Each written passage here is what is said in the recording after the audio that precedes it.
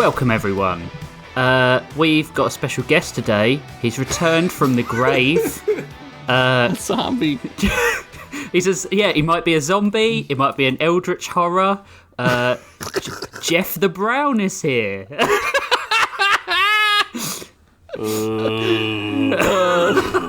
That's how he talks now. This story is going to take forever to read. Jeff's been sick for like 5 weeks. I want to say 5 weeks. It's not been 5 weeks. It has like been almost 3 weeks. 3.5, yeah. It felt like 5 weeks because he never shuts the fuck up about it. No, I've been sick for 5 weeks. I almost died. There's this new fun thing happening with this podcast where everybody's nice to me until we're recording, and then everything they've been wanting to say for weeks comes out. It's therapy. Oh, man. Everyone, welcome to Bros Before Pros podcast. A fiction podcast that has 2 prompts, 3 stories, and infinite laughs. I'm one of your hosts, Rich Masters. With me, as always, is Josh Henderson. Did you say that because Jeff wasn't here for M class? I thought he might have died. On every episode of Bros Before Pros. That's true, yeah. Well, hi, I'm Josh. The reason I introduced you first is because just in case Jeff died in between the first and the third sentence. It'd be easier to cut that out. You should have got to me first then, so I can say hello. But then we would have had a continuity error where you would have said hello and then There's died. There's going to be a continuity error in your life if you don't move on. Damn! Get fucking wrecked. Pennington is also here. Thank you for the lovely intro. Welcome back, buddy. Although you never missed one, so it's not really a welcome back. I feel like funny. I haven't talked to you in like a month because I haven't. Because you've been sick. We've been like messaging every now and then, but nobody checked up on me, which is fun. Well, I don't know about you, but when I'm sick, I do not like when people talk to me. I'm also, like, do not talk bullshit. To me. Yeah, Rich did check up on me. Oh, great. Now you're going to throw me under the damn bus. You called him a sick fuck about 50 times. Yeah, that made me feel better. That's how I deal with my trauma. I call people sick fucks. Yeah. It's all could bubble into the surface on this episode of Maury. Jeff's the daddy of Plague. Plague Daddy. We still don't know what's wrong with me, everybody. Please clap. Please clap. It's the blood moon. Jeb Bush. Oh God, it is. It's the blood moon. So in this, our first episode of 2023, we are doing stories based on politicians and ziggurats. You got it right. Definitely did sort of that. I got it right. Up yours. Jeff's going to go first again, just in case he dies during recording. Did I go first last time? I don't know. No. New year, new you went rules, last. Man. I went first. Actually, I think this works out. Oh, this does work out then, in your face, Rich, you fucking bastard. How about that?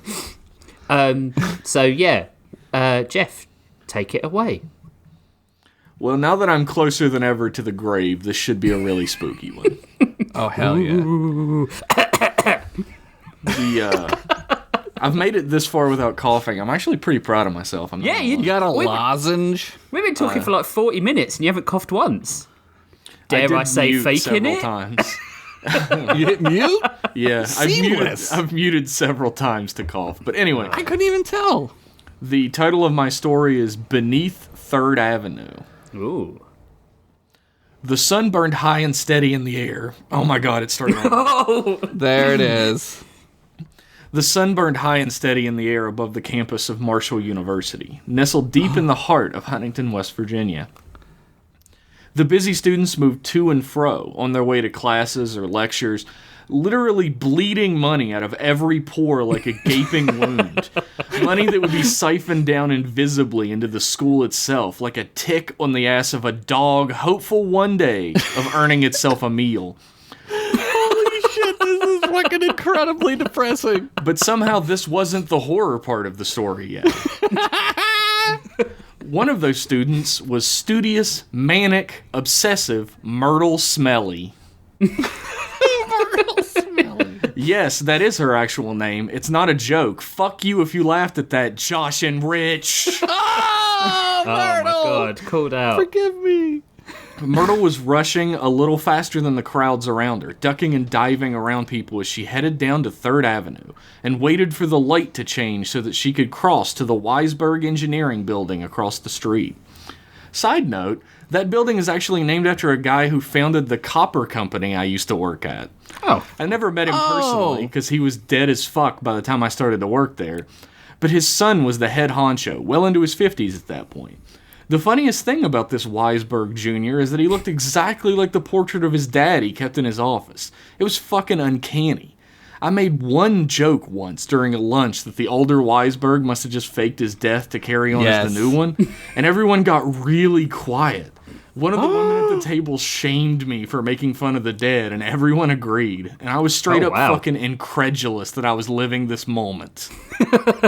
Dude, you were onto it. They knew. Yeah. You knew. They'd been hushed. After that long, boring, and ultimately pointless story, you must figure the light had changed, and Myrtle could cross the street by now, right? Fucking wrong, baby. Welcome to Huntington. What's going on with your lights? You don't have buttons? Eventually, those are called the nuttin' buttons, because they don't do nuttin'. Placebo buttons, that's what we call them. Eventually, she gave up and froggered her way across, dipping, ducking, and diving like the best dodgeballer around at the last moment to avoid a giant truck pancaking her before she got to the sidewalk. Not that every single fucking vehicle on the road in Huntington isn't a giant truck, but I digress. Damn. She took the steps 2 by 2, her Crocs clacking with a plastic hollowness off the linoleum. And once she made it to the 3rd floor, she took off at a full sprint. It would have been impressive, the speed a tiny nerd like her could get to, if she didn't instantly slam into a man carrying a gigantic box of papers, who flipped over her shoulders like a fucking judo tournament and went sailing down the stairs behind her, paper flying into the air like a bomb had gone off. And his voice crying out with every strike into a step he hit. Fuck, shit, God damn it, I still have to pay student loans? Fuck, shit, shit. Not if you sue the school. A distant thud ended the symphony of pain that filled the empty late afternoon halls. Is he dead? Meanwhile, Myrtle hadn't even slowed down enough to notice. What the fuck? Tuck and rolling under the larger man as he tripped over her and keeping on. She was going to be late for her first day of work as a teacher's assistant if she slowed down for even a second. That could go on your permanent record. And she believed in a thing more fervently than any god or demon. For now. Thundercrack SFX. Thank you? That's all right. That was great. She turned the final British thunder sound? Yeah, we're very polite. There was a lot of punctuation in there. She turned the final corner and skidded to a stop like Sonic the Hedgehog, hands on the ground in a full 3-point landing pose and everything. Ooh. An old wooden door stretched up above her diminutive height, black letters across the gold plate next to it reading Kayla S. Hunter, Engineering and Development Department, clear as day. Oh boy, Myrtle squealed out, performing what can only be described as a SEAL Team 6 tactical entry kick on the door. Jesus. Sending it flying open and slamming against the door stopper behind it. Myrtle rushed forward and was met with the door rattling back fast and hard into her forehead, sending her sprawling out onto the cold, hard ground. Klutz. A loud yelp was the only sound she could muster. What the fuck is going on out here? Kayla Hunter poked her head from the door into the hallway, pissed as a motherfucker for someone kicking her goddamn door open. Right, college professors can curse. While she was trying to finish the paperwork on this new stupid intern they were saddling her with or whatever the hell she was. Ironically, she realized after a moment that the mangled, fallen body in the hall in front of her was the intern. She sighed. Miraculously, Myrtle leapt up to her feet like a cartoon missing frames, from floor to standing in an instant, her hand out for a shake. Sorry if I'm late. My name is Myrtle Smelly, and I'm your new teaching assistant. I rushed here as fast as I could because I'm always reliable, responsible, and a renegade. She posed with her fingers pointed like guns. What the fuck? Kayla looked back into the office at the clock hung high on the wall next to her, the I Believe poster from the X-Files. She had hung completely unironically because you fucking know why at this point. She looked back out the door with anger on her face. You're 2 hours early! Wait, Damn. Smelly? Myrtle slammed her hand into her forehead in an extreme salute, the force rattling the huge glasses on her face, and she stood stock straight with her jaw jutted forward. I'm always ready for duty! I love Myrtle Smelly. Piss off. Come back at 4. Kayla slammed the door shut hard.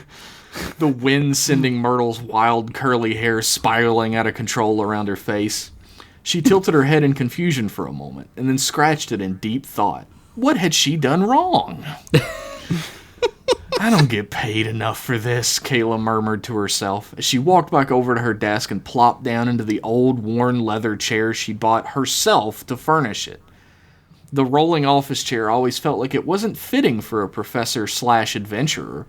Would Indiana Jones sit his ass down in a roly-poly seat from IKEA? That just Would he? What? Would he? That's a good question. He does live in that office, like that fucking like warehouse office that he has. Yeah, I never saw a chair in there, though. He sits in one, but it's more like a sad 40s chair. That just wasn't up to the task of his ass, in her opinion. She leaned back into the chair and turned the small TV on top of an adjacent filing cabinet back on. The episode of Mama's Family, where she heckles a stand-up comic and then has to do her own comedy routine, was on, and that was one of Kayla's favorites. Oh my god. She wasn't going to miss it for an overachiever with an overbite. By this time, Myrtle had figured out the problem. She just hadn't been assertive enough. Oh my god. She drew back and field goal kicked the door open again, this time sending the metal fillings around the latch to fly off in every direction. The door listed slightly to its side and dragged on its carpet to a stop. I'm ready to work. For you! Oh my Jesus. god, Urkel, get a life. What the flying fuck are you doing? Kayla screamed. But then she stopped. This kid was weird, but in a useful way, maybe? That was one hell of a kick. Wait, don't tell me. You're here for the teacher's assistant position starting today. I got it. I just haven't finished the paperwork yet. Myrtle deflated like a balloon filled with not enough air. Her gigantic, beaming, toothy smile dropping off her face like a wet noodle. This might be the least realistic character I've ever written, and I created Frankenstein P.I. She drug her feet behind her into the room and slowly pushed the door back shut behind her, the edge dragging hard and loud against the carpet before it finally shut. But I need the credits so bad. Whoa, Jesus, stop. You're still hired. You're still going to get the credits. Kayla's reassurance caused Myrtle to snap back to normal instantaneously. Again, like there were animation frames missing in between. Kayla actually jumped at this. Look, I got an errand to run. I was going to have it done and be back before you came this evening, but again, you're 2 hours early, so I never got the chance. You can come with me tomorrow library, though. I think you might actually be helpful. Oh, Are they gonna go into the tunnels? She yelled out, spinning her arm around in a wild air guitar celebration that went on way too long. I'm talking like a full minute of her going like, wheelie wheelie wah, wheelie wheelie wah, while Kayla just sat there, staring blankly, and then eventually rubbing at the bridge of her nose.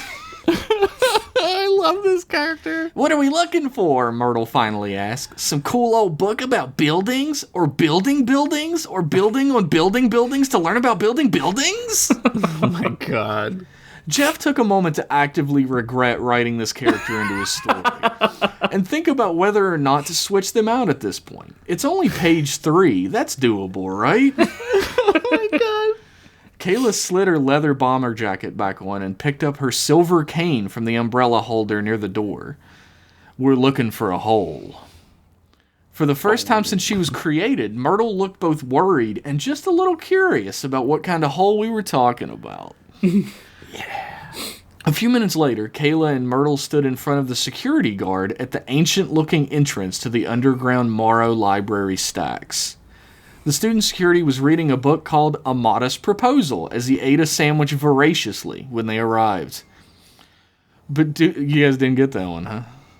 A Modest Proposal? I never read it. It's a book about eating babies. Oh. What? Did you write it? That's what's gave him the illness. Look, those little fuckers have had it good for too long, is all I'm saying. Nothing makes a joke funnier than stopping to explain it as well. I definitely was good for doing that. It was just too smart of a joke. We're just Rich and I are idiots. Yeah. It's a satire. It's not really about eating babies. But he dutifully looked over their IDs as he passed them over to him. You're good to go, Professor Hunter. Your weird hobbit companion can't use a Book-It club card as an ID here, though. Bucket club card? Where'd you get that? She is entitled to a single small personal pan pizza at any participating Pizza Hut, though, it looks like. Kayla placed her hand on her forehead and scraped it down her face in frustration. Give the man your student ID card, Myrtle. Okay, but it's a really bad picture. Michelangelo looks way better on my Book-It card, and we're both party dudes, she muttered under her breath. Yo, I would party with Myrtle. Digging in her backpack for a short while before returning with her actual ID and passing it over. The security guard remotely unlocked the old wooden doors to the stacks, and Kayla pushed onwards, disappearing behind them along with her new extremely annoying charge. You know the drill about Morrow by now. Round and round they went through dimly lit, stucco-surrounded hallways of bookshelves, covered every inch by old books, documents, tomes, and more, lost to time, save the students looking through them. Kayla had made this trip every other day since last year, when that scumbag Pavlov Flinch and she had been somewhere they shouldn't have been deep down here. That's how I feel about all libraries. I shouldn't be there. While being chased by an eldritch abomination beyond human comprehension would probably rank highest in the memory of anyone involved in that day, the one thing that had stuck with Kayla above everything else was what they had stumbled onto by complete accident while running for their lives. A gigantic yawning maw of a hole in the foundation of the stacks, a good half-mile below the surface. That's really fucking far. But every time she had retraced her steps before, she was unable to find the hole again. There were times when she was so sure she was in the right place that she would stake her life on it. But in the hole's place was just another wall with a row of books against it. Normal, boring journals about local wildlife, too. Not a trace of anything out of the ordinary. Coal squirrels. What? That's a thing you guys had there. But this time felt different. As Kayla followed the path before by herself, she had felt lost and unsure of where she was going. But this time, every step felt correct, perfectly in place. And on a more esoteric level, every time she had come here before, there had been the uneasy feeling that she was being watched, maybe even followed. But this time it never hit her. Maybe bringing this newly minted teacher's assistant with her wasn't such a bad idea after all. It was working out so far. There was a moment where Kayla couldn't remember where she was supposed to turn or what aisle she was supposed to walk down. And then everything started spinning around her for just a solitary second. And then there they were. From floor to ceiling in front of them, in the back corner of the floor, tucked away, was a gigantic, black, open, cavernous hole, the wind softly whistling out of it past them. There it is! It's been here the whole time! Kayla took a step back, confusion welling up inside of her chest, the unease gripping at her very heart at how she got there. She wasn't even on the right floor before, was she? She remembered at least another 20 minutes of movement before they got here. Probably way more, since they were running last time. How in the holy fuck was she here now? What had just happened to her? Do I go to you to get my parking pass validated this semester, or, Myrtle was leaned directly into her ear, causing her to jump suddenly from the silence break. Throw her down the hole. Fucking, I don't know. No, I don't think so. Aren't you wondering what the fuck this big hole is? You said we were looking for a hole, so I'm not super surprised. My God. Well, we found it. Now we can go get my parking pass validated and I can start teaching. Oh my God. She started to air guitar again, but Kayla grabbed her wrist instantly to stop her. That's not how any of this works. Now calm down, because we're going in there. It could be dangerous, so keep that same energy up for kicking. What? Myrtle's attitude changed a little as she took a step away from the hole. This isn't in my contract. Am I getting time and a half for this? Is my insurance going to cover any spelunking injuries? She has insurance? You're an intern. You don't get paid. You get credits for graduation. I want credits and a half. Myrtle smiled widely, shaking her head smugly for effect. Stay here then. Save me from yourself. Kayla waved her off, reaching into her jacket and retrieving a flashlight from within. She flicked it on and pointed it into the massive hole in the wall. But even with its million lumen candle number, she couldn't see to the back of it. Unnerving as that was, she held a very special silver cane in her other hand, so she was at least somewhat at ease with the decision she made next, walking directly into it. Eventually, Myrtle ran after, her Crocs not getting the best purchase on the stone floor of the cavern, but she did okay. You can't fire me, though. I really need the credits to graduate in the spring. I'm going to be a doctor. Kayla looked back at her, eyebrow raised. Doctor of what? Engineering, Myrtle said plainly. Kayla faced eyes forwards again, silently mouthing the word damn, and pushed on. The cavern seemed to continue on for so long that Kayla lost track of time completely. Could have been a half an hour, could have been multiple hours, but they walked for a very, very long time. Myrtle kept trying to explain to Kayla that having a book it card in 2023 was actually a great idea. Because pizza points never depreciate in value.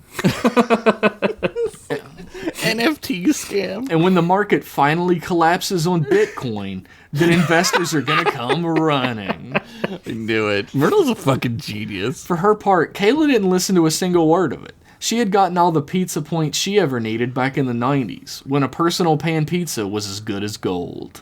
Yeah. Then, suddenly, there was a light in the far distance.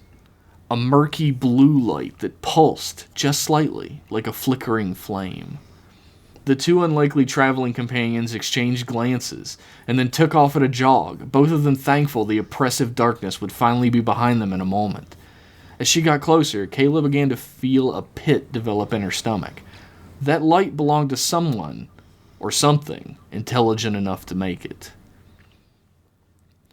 The light was blinding for a moment as they came out the other side of the cavern into the iridescent blue at its end. Kayla covered her eyes for just a moment before they adjusted enough to look ahead. "Oh my gourd!" Myrtle yelled first. And as Kayla looked at what she beheld, she couldn't help but agree. Sprawled out in front of them was a mass of rising, smooth stone buildings, carved so perfectly symmetrically to be beyond the realm of human hands. Rising 5, 10, 20 stories into the air under the canopy of stone above them. Jagged and rough-hewn with stalactites, some of which hung down and met the top of the buildings. What? A cityscape stretched out before them, beneath the earth above them, unlike any either of them had ever seen. Far beyond where their eyes could see, it still didn't terminate, continuing on and on. The rising forms, like buildings, were pockmarked with square and round dark windows and spiraling markings in purples and cyans that read like no language ever seen before. They stood transfixed in the light until the dawning realization flooded over Kayla, her eyes darting around frantically through the city streets below them, to the high ceiling a mile above. Nowhere. The light that hit every square inch of this endless, unspeakably ancient city. It was coming from absolutely nowhere. It's like a video game. It clung in the air like a miasma, brighter in some spots and dimmer in others, but never dark, no matter where she looked. The wind down here was strong as well, and again coming from seemingly nowhere. Her hair jacket and pants legs fluttered and flapped in the breeze, and she had to hold onto the edge of the cave opening to steady herself. They were at the top of a gigantic spiraling set of stone stairs that led down and away from them, all the way up to a monolithic set of gates, wrought of stone. And they stood ajar? What could open something so massive? Down there. My dick. Oh, man. How did you know where this was going? Josh holds the key. Josh's dick. No. Down there! Look there! Kayla called out over the rising wind, pointing to the center of this side of the city, to where all the roads below converged. An incredibly massive structure that would take up multiple city blocks was placed at the epicenter. A ziggurat of perfectly geometric stone, glowing a faint blue as if from inside of the makeup of itself. The form rose up so high that even from the top of the stairs above the city, the top wasn't visible to them. And would it not have been surrounded by such ghastly blue light from nowhere, it would have shadowed the entirety of the city below it.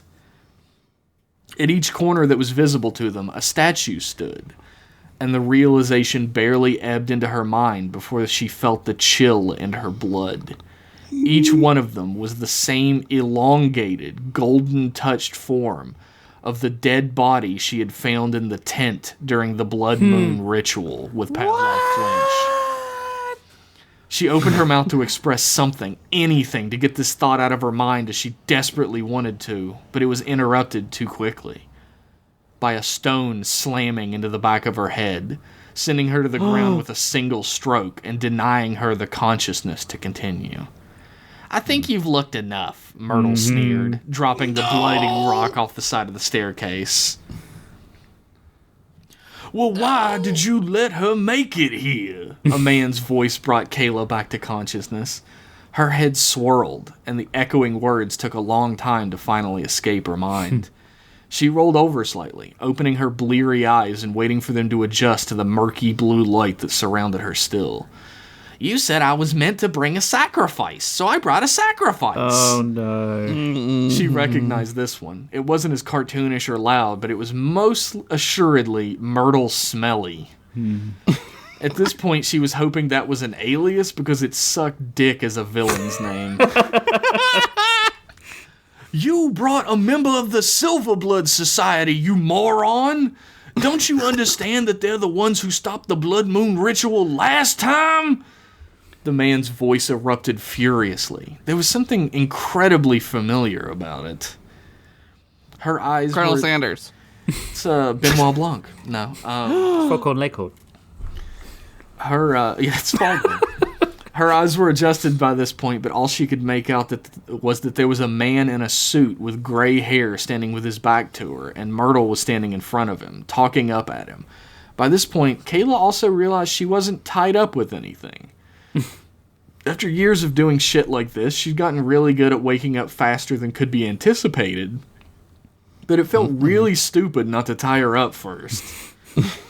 Silverblood Society? She ain't no freak like them. She's just a lady, Myrtle snapped back, aggravation in her voice.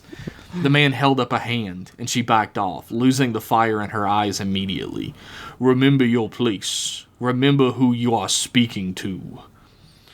Sorry, Lord Billiams, Myrtle said demurely, her hands clasping behind her back and head bowing. Billiams? Wait. The build, the gray hair, the voice. Kayla thought to herself, feeling her strength returning to her. More importantly, she finally realized where she was. On top of one of the high towers of the ziggurat she had seen from afar earlier, which was barely large enough for them to be standing on together. "She has this, you fool!" The man held up Kayla's cane and gripped onto the hilt of it, yanking the silver blade slightly from inside of it. The shining blade in the blue haze beautiful. "This is a Silver Blood Society weapon. They don't leave these laying around for anybody to find." Ironically, Kayla had gotten hers because a guy she suspected of being in the Silver Blood Society had left it on the table at a restaurant when he went to go take a shit. And she nicked it for study. It certainly came in handy the next time a cricket man showed up. I'll tell you that for free. Cricket man! Anyway, Kayla shot up from the ground and snatched the cane and blade from the man's hand, spinning around and latching her arm around Myrtle's throat tightly. She yanked her small form up from the ground and held the small showing portion of the cane sword that was unsheathed up to her neck. "Stop right there!" The man smiled at her, and her suspicions were completely proven. Standing there in front of her, in an underground city below the surface of Huntington, West Virginia, was its 3-term mayor-elect, John T. Billiams. She almost dropped the sword, but maintained a grip on it at the last moment. But she couldn't stop her jaw from dropping. "You? Well, that's unfortunate," Billiams sighed, sliding his hands into his coat pockets and rocking back on his heels. "Hold it! Hands where I can see him or the loud geek gets it," Kayla screamed. Nice. Backing up one step and feeling the edge of the tower top with her heel. Billiam shrugged his shoulders. "Yeah, you'd honestly be doing me a favor." "Hey!" Myrtle squealed out, leaning forward in anger, but feeling the blade push into her neck, she slid back into the hold. "Don't take it so personally, Mud. We need a human sacrifice here, and you're as good as sacrifice as any. Besides, this lady isn't going to be leaving eggs and left anytime soon, is she, boys?"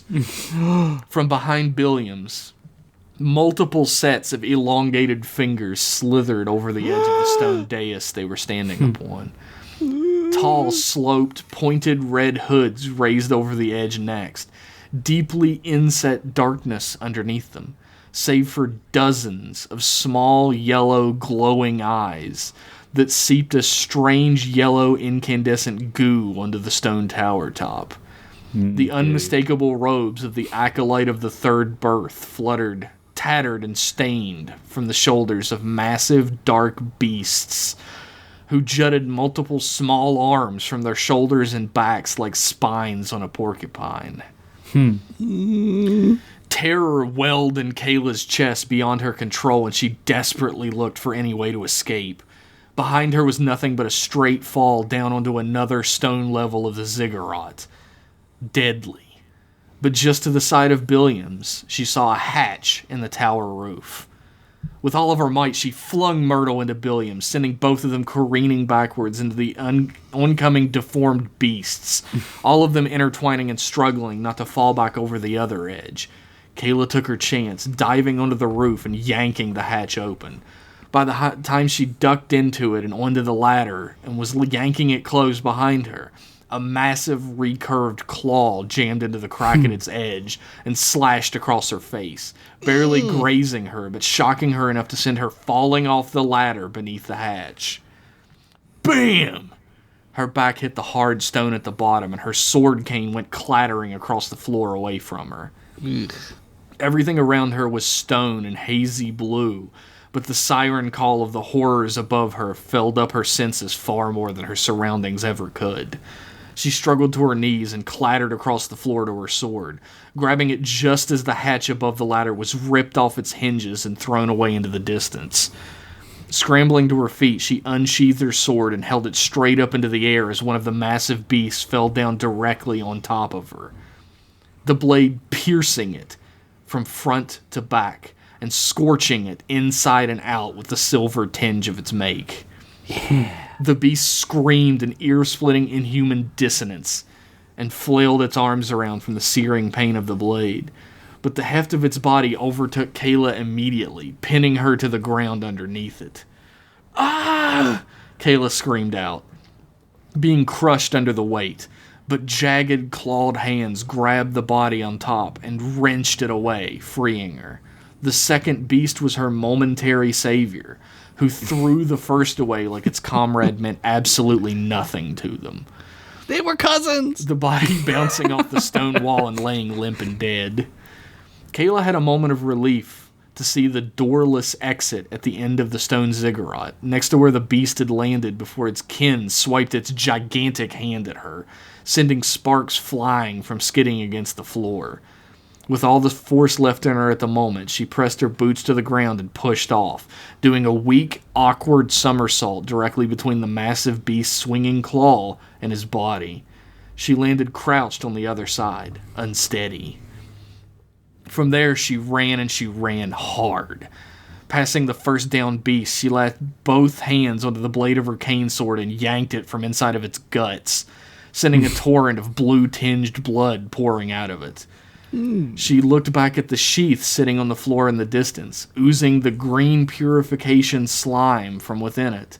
But the many-eyed second beast stepped between her and it, screeching its virulent scream, and charged after. Into the street she ran, laying face down against the stone ground. In a widening puddle of blood was Myrtle, body twisted and broken.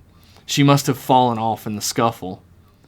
Kayla didn't even pause, continuing to run. Across the road she ran, down the alley she ran, up the street she ran, on and on and on, and the thing kept coming, matching her every move.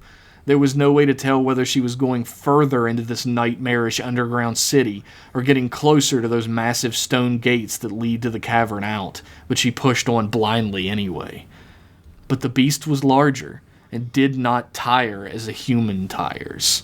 Eventually it was upon her, and grasped her around the waist with one of its truck-sized clawed hands, wrenching her up from the ground in front of its hooded and cloaked face and letting out another piercing shriek.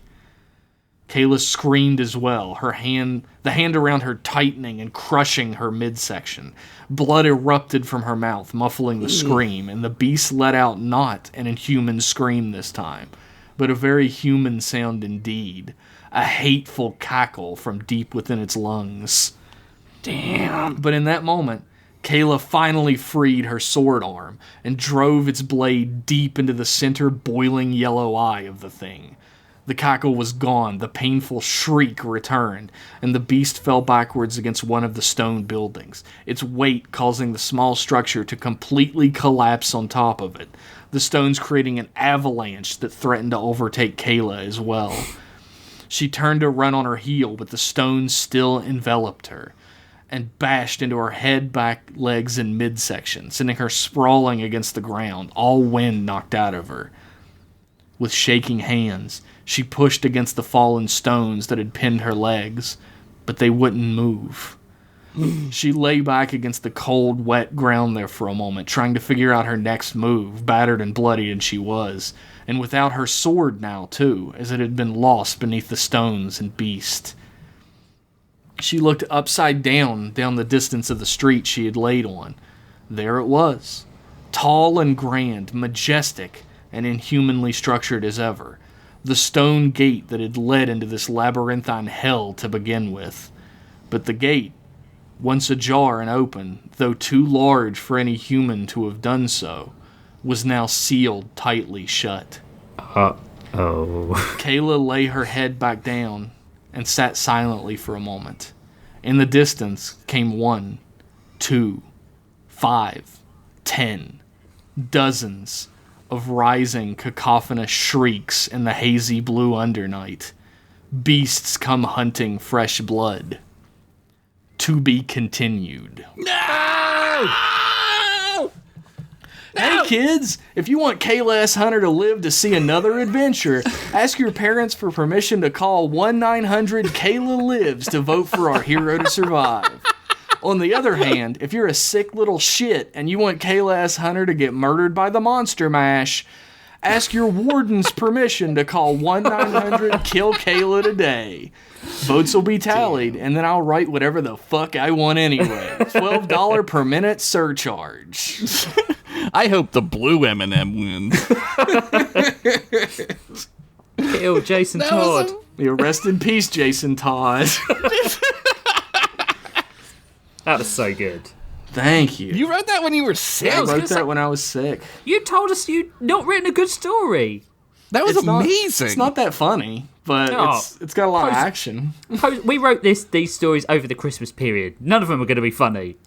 Yeah, we were so cranky. All three of us were just buttholes, dude. We were just constantly bitching at each other in the DM. Yeah. We were like, man, Christmas fucking sucks. And then you'd be like, I hate Christmas more than you. I'm a double Grinch. A dinch, baby. Ironically, this probably won't be continued in the next story. No. I'm going to need some specific prompts for this. Yeah, I do that too. The rules of to be continued are not conducive to prompts. Yeah, no, so they're not. When I thought, if he's going to go in the hole, they're going to find another city, aren't they? And I didn't say anything. Yeah, spoiler alert, it's the same city. Okay, right. Yeah. Because she didn't see the first one, did she? No, she didn't. No. Only flinched It was Pavlov who saw the first one. I thought Myrtle was Pavlov's long-lost daughter. That would have been so good. Nobody would have sex like, with Flinch. I mean... No, maybe he donated his sperm he donated it for $20 or something like that. Yeah, he needed $20. He needed bus money. Look, he had to pay a blockbuster fine. Maybe true. We don't know. Okay. You write your own headcanon. She is dead though, so that would be a difficult I headcanon. did like Myrtle. I think I like Myrtle. She's like creepier Velma. Yeah, that's true. I was going off of there used to be this cartoon on Cartoon Network called The Mighty Bee. Mm-hmm. Yeah, about like a little girl who was very much like this except more likable, who was like a Girl Scout and she was trying to get all the badges. Yeah. But now she's dead. Not the character from Cartoon Network, but Myrtle. Myrtle Smelly. Man. I hardly knew you, Myrtle. I'm gonna get a pinup of Myrtle on my other arm. Myrtle was college age.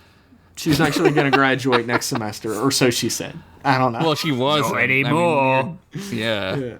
Was she getting college credit from Billiams? Here's maybe you get double time and a half college credit. Double and a half credit. Yeah. Readers with keen eyes may notice a problem that Kayla S. Hunter will be facing if she does get out of this predicament. The mayor's bureaucracy. Well, there is that, but I think I didn't describe it in this story, but I did in the last one where they went in Morrow Library, and they do this in real life too. They take your ID to know who's down there. So now Myrtle's dead.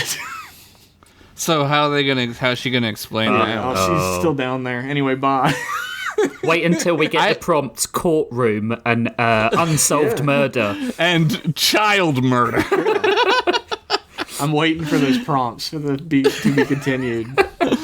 Dude, what I learned is Jeff hates libraries. I love libraries. I love Eldritch horrors. Were you freaked out by this library when you went in? Sounds like it. Yeah, everyone is. I don't know anybody who ever felt comfortable in that place. Is it haunted? Do people say it's haunted? People do say it's haunted. I figured. All libraries are slightly scary, right? They're great. Yeah. There's something about the accumulation of all that old knowledge that just feels slightly terrifying. I'm always scared. People say books are alive, right? And I think it's true. Like they feel that life of the whatever that is that our human soul touches when we read a book, you know? I'm just scared the librarian's going to tell me to shush. I'm just scared the librarian isn't sexy hot with a shorty skirt and super hot glasses. I fucking knew you were going to say that. The moment you went, I was like, he's going to say I'm scared of the librarian being hot. Yeah. Maybe she'll give me a spanking if I'm loud. There's Can we get that in a prompt? Sexy librarians and spankings. Don't ask for prompts. They'll do it. There are so many dumb little hints to shit in my stories that I don't think anybody is picking up because the story goes by so fast. But Your descriptions are so good, it makes it hard to pick up on that stuff, and that's not bad.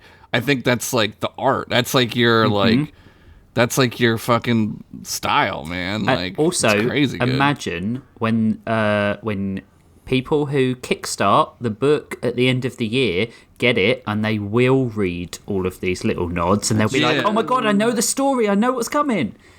It's different to listen to it than to read it. Yeah. If you want to read these stories now, I literally last night just uploaded episode 3's story that I wrote, which tends to be a lot of people's favorites. A Leg Up for Christmas. My Hallmark Channel story. The Hallmark Channel one. What was the prompts for that one? Christmas and creepy guys. Yeah. Oh my god. I can find out why you Religion. guys feel. It was religions and... No, it wasn't Possession, was it? Frogs and Possession, episode 3? It was not frogs. Chainsaws and amputations. Chainsaws and Amputation, of course it was, yeah. I made my Hallmark Channel story because I thought it would be a really fun challenge to make a Hallmark story where that happens. I remember that because you were all like, I've not written a horror this week, and we were like, get out of here. Yeah, we didn't buy it. You guys kidder. believed me. You fools. I never believe you. fools. You foolish fools. Should we... I'm glad this turned out okay, because I was No, worried. that was okay. That was like your best story, man. That was great. Thank you. My 2 favourite stories you've done have been both the ones in the library. I really liked What the a pace dork. of... Yeah. But the pace Yeah, of he the is. escape from the library when Pavlov and Kayla were together was really good, and I like the little callbacks. Yeah. Thank you. You were doing Thank it you in very reverse. So, I wanted to do a Frankenstein story, but I was like, Ziggurat, I just did a mummy. I can't. but no, Ziggurat lended itself much better to the underground city. That made much more sense. Frankensteins aren't known for their ziggurat life. Or their political aspirations. What if I wrote a Frankenstein story where he became the mayor? That'd be amazing. Too late Mayor now. Frankenstein. Unless we get It's like the Munsters. mayors. Mayors. Specific. Anyway, what's the fucking mayor up to, everybody? Does Jeff even know? I guess we'll find out. Who knows? Should we take a break? Come back in Yes. with our second story. Yes, sir. Yeah. All right, we'll be right back, peeps. We'll be right back after these messages. Bye. He did it. He's back.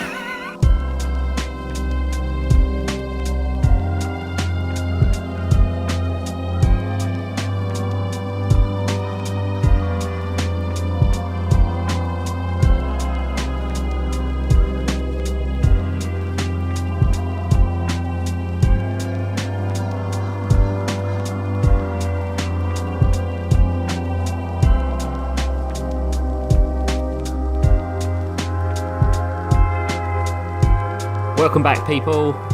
We are talking politicians and ziggurats, if we remember to put them in the stories. Loosely. Yes, samesies. They're in my Same. story blatant as a motherfucker. I ticked all the boxes. Yeah, I guess mine are kind of blatant. I don't know. What we I should feel do- like sometimes I have to like be like, this is the part where the politician comes in. You know what I mean? Yeah, ring it. We should get a bell, like a podcast Yeah. bell, and when it's mentioned, we hit the bell. We're not doing that. We'd be No, I could edit it in, and I don't. I might actually do that. I gotta go to Hobby Lobby or Michael's or something soon, so I might get a little bell. get a little podcast bell. Is it for when you're sick and you have to like get help from your wife? You gotta ring your little bell. Oh man, Dying. Crystal would love that. That's just Yeah, that wouldn't be a cause for divorce. No. everybody loves becoming a servant. It's a favorite. Everybody loves waiting on their dying husband. You heard how I read that story. I'm back, baby. You were great. That mean- was so good. You're gonna read better than I did. We're all dying. That's right. My God, There you go. Rich. We all start to die the day we're born. Get busy Anyway, living. Get busy dying. That's right. make funny, Josh. Okay, I'll bring us around, I think. Yeah, please take our minds off the inevitability of death. I'll do my best. No promises. All right. My story is titled Manch and the Tower of Zeranos? What the hell does that mean? Is that the title? What the hell does that mean? Yeah. That's it. This is the title. Metal clanged as Fred and Gunk slammed their drinking steins together so hard frothy mead spilled out onto the wooden table stained from 1,000 drinks and God fucking knows what else. Probably a whole lot of number 3. Fred slammed back his personally engraved drinking stein that read, "Who's your daddy?" with a picture of a hot orc with a steak between them cheeks, like that suntan lotion girl.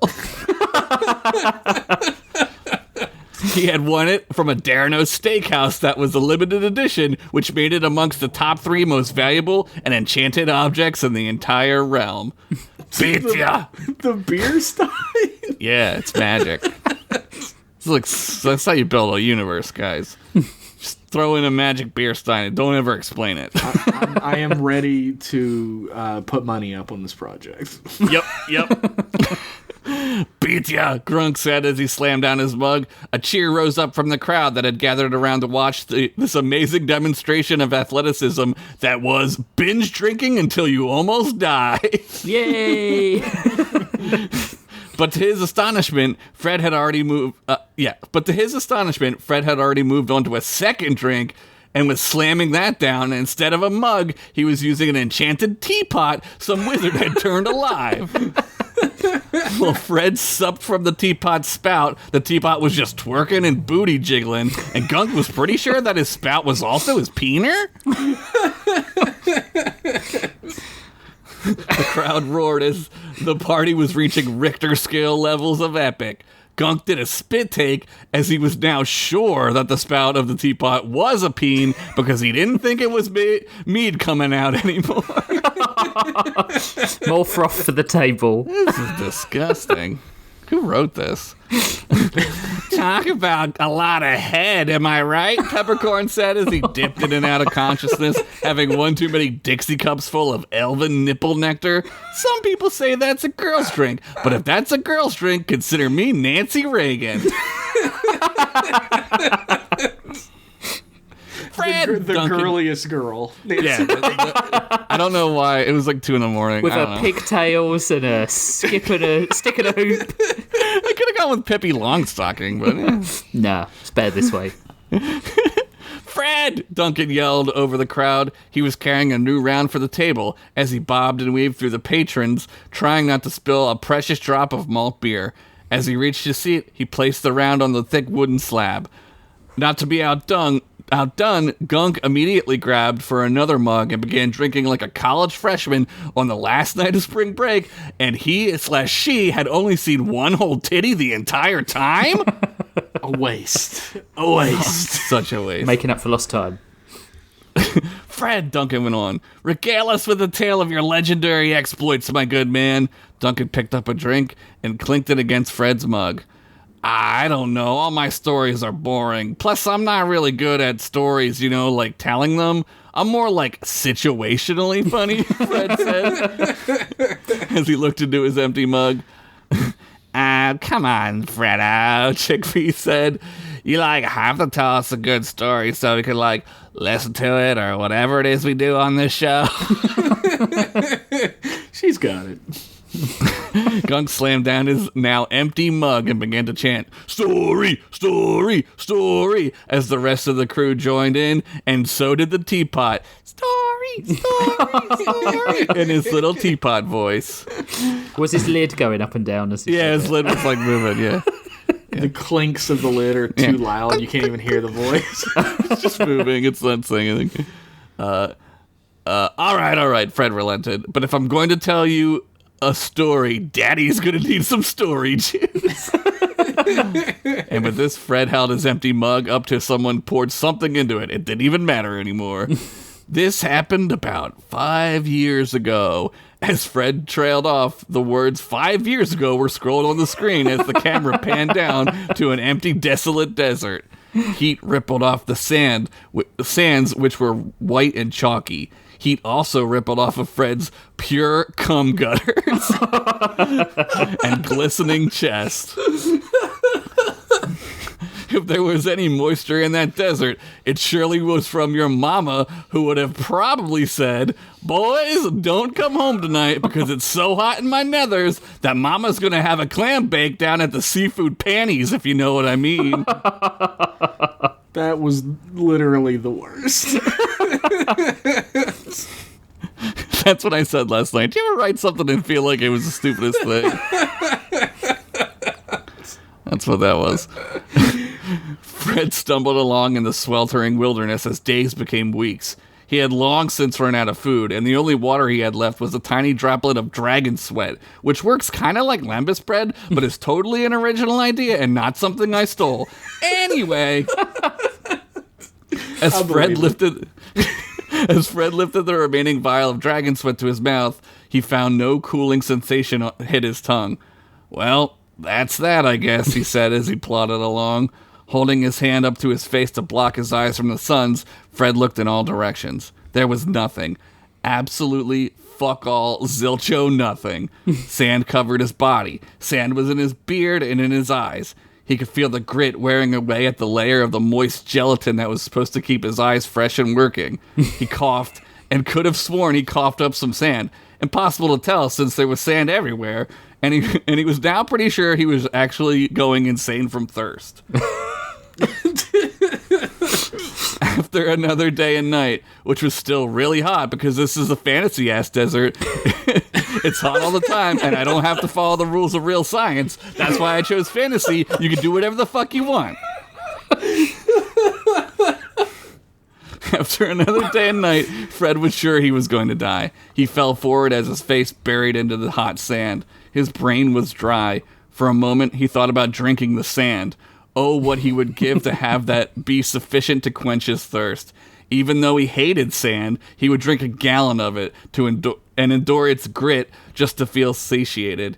Hell, he'd drink fire and let it burn his lungs if he could feel not thirsty. His tongue touched the sands. At least he thought it did, since he could no longer feel it. It was so dry. There had to be another word for this amount of dry, he thought to himself. Desiccated was good. Perhaps withered. What did it matter? He was going to die out here.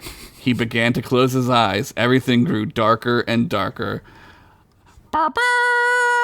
Suddenly, Fred shot up. You get sound effects with this one.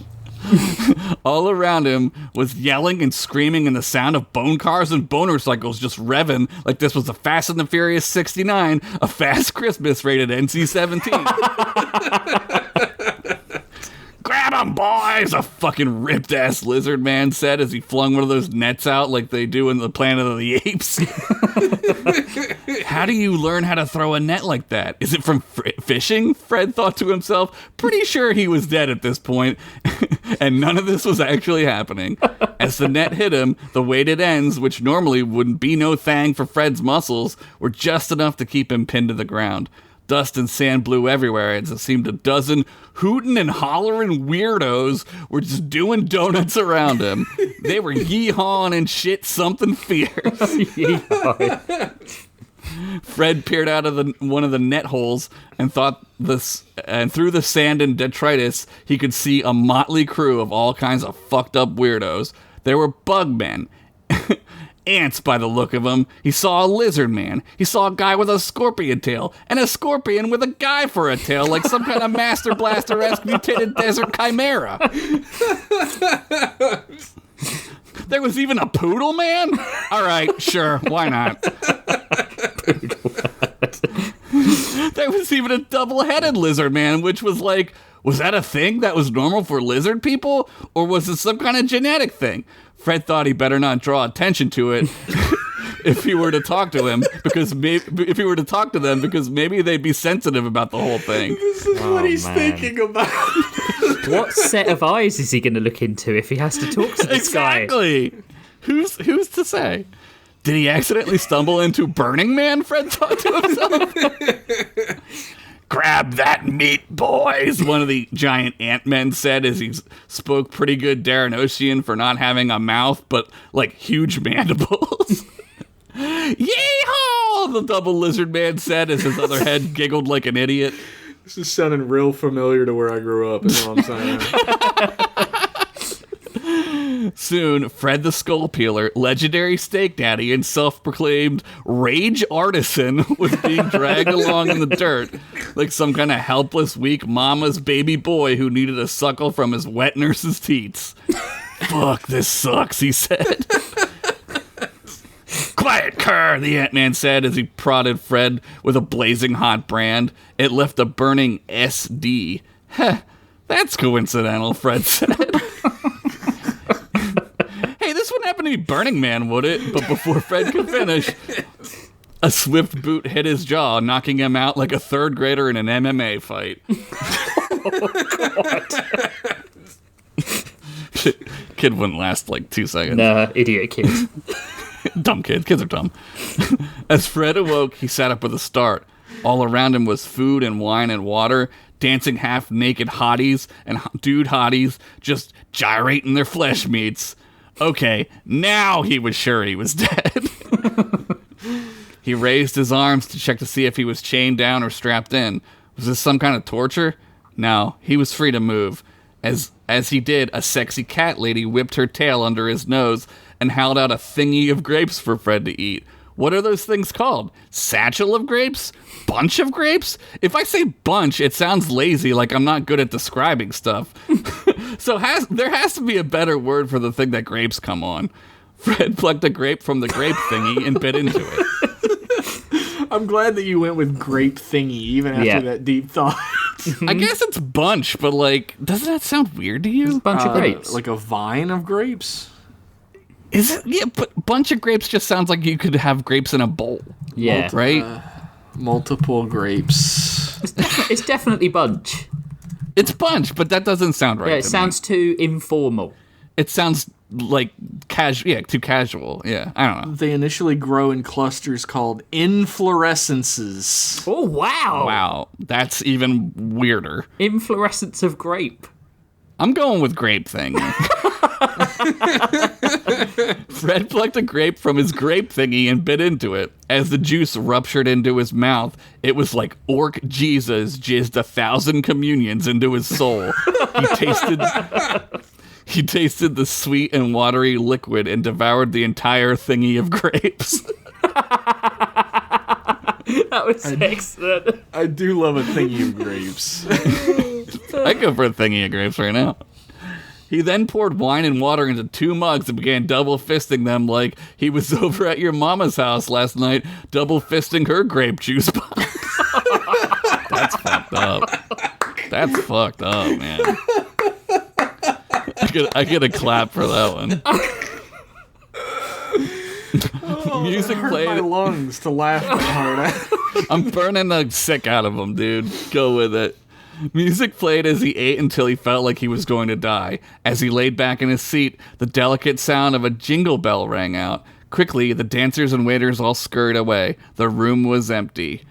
I'm glad you enjoyed the meal, a sleek and smooth voice echoed from the back of the behind the chamber. Fred turned to see a red Ant-Man dressed in shiny robes of what looked like spider silk. It was fancy. As he walked, he rubbed his 4 hands together.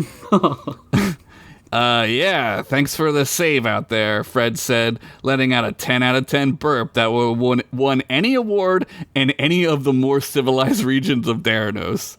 Oh, it's no trouble at all, my friend, the Ant-Man said, sidling up behind him. He used one of his 4 ant arms to grab a single sugar crumb of honey bread off the table and oddly pocketed it. So, what is this place? Fred said, looking up into the high vaulted ceilings of the enormous banquet hall he found himself in. This is Zaranos Tower, and I am Scrabble Dant, the duly elected leader and monarch of the tower. Zaranos Tower, huh? Yeah, it's pretty original, Fred said, laughing. Scrabble Dant did not laugh with him. I guess that makes you the President, Fred said, doubling down on the joke, hoping to get a laugh this time. Ding. There it is. Indeed, Scrabble Dance said as he sat in one of the empty chairs at the table, near enough to Fred to speak to him, but far enough away to be kind of weird and creepy. This place, this tower, Dant went on. It is the culmination of all my people's hard work. You may have noticed the diverse group of beings here, Dant questioned. Fred thought about the poodle guy. What the fuck was up with that guy? We aim only to live in harmony with each other and the world, Dant said, as his mandibles awkwardly clanked against the glass of wine that he was drinking. Well, that sounds lovely, but what brings you here? Scrabble Dant interrupted. Oh, you know, Fred stalled as he was now getting creepy vibes from this giant Ant-Man who could talk and drink out of a wine glass. I heard the southern deserts were spectacular this time of year, so here I am, he said as he held out his hands and shrugged. At this, Scrabble Dant did chuckle. Well, whatever the reason, I'm sure you could use a rest. Please join us for dinner this evening. Dant clapped his four hands together, and two super buff ant guards marched out, holding spears which looked like they were made from an even bigger insect. Like maybe a double ant? Fred understood the international language of violence and threats, and delicately dabbed his beard with a napkin and placed it down on the table. Dinner it is, then, he said, staring at Scrabble Dant in his compound eyes. Don't be late, Dant said, with what Fred could only guess was the ant version of a smirk. The two guards shoved Fred into a dark and dank dungeon. They had ridden a rope lift down a long ways. How big is this place? Fred asked one of the ant guards, only to met with a...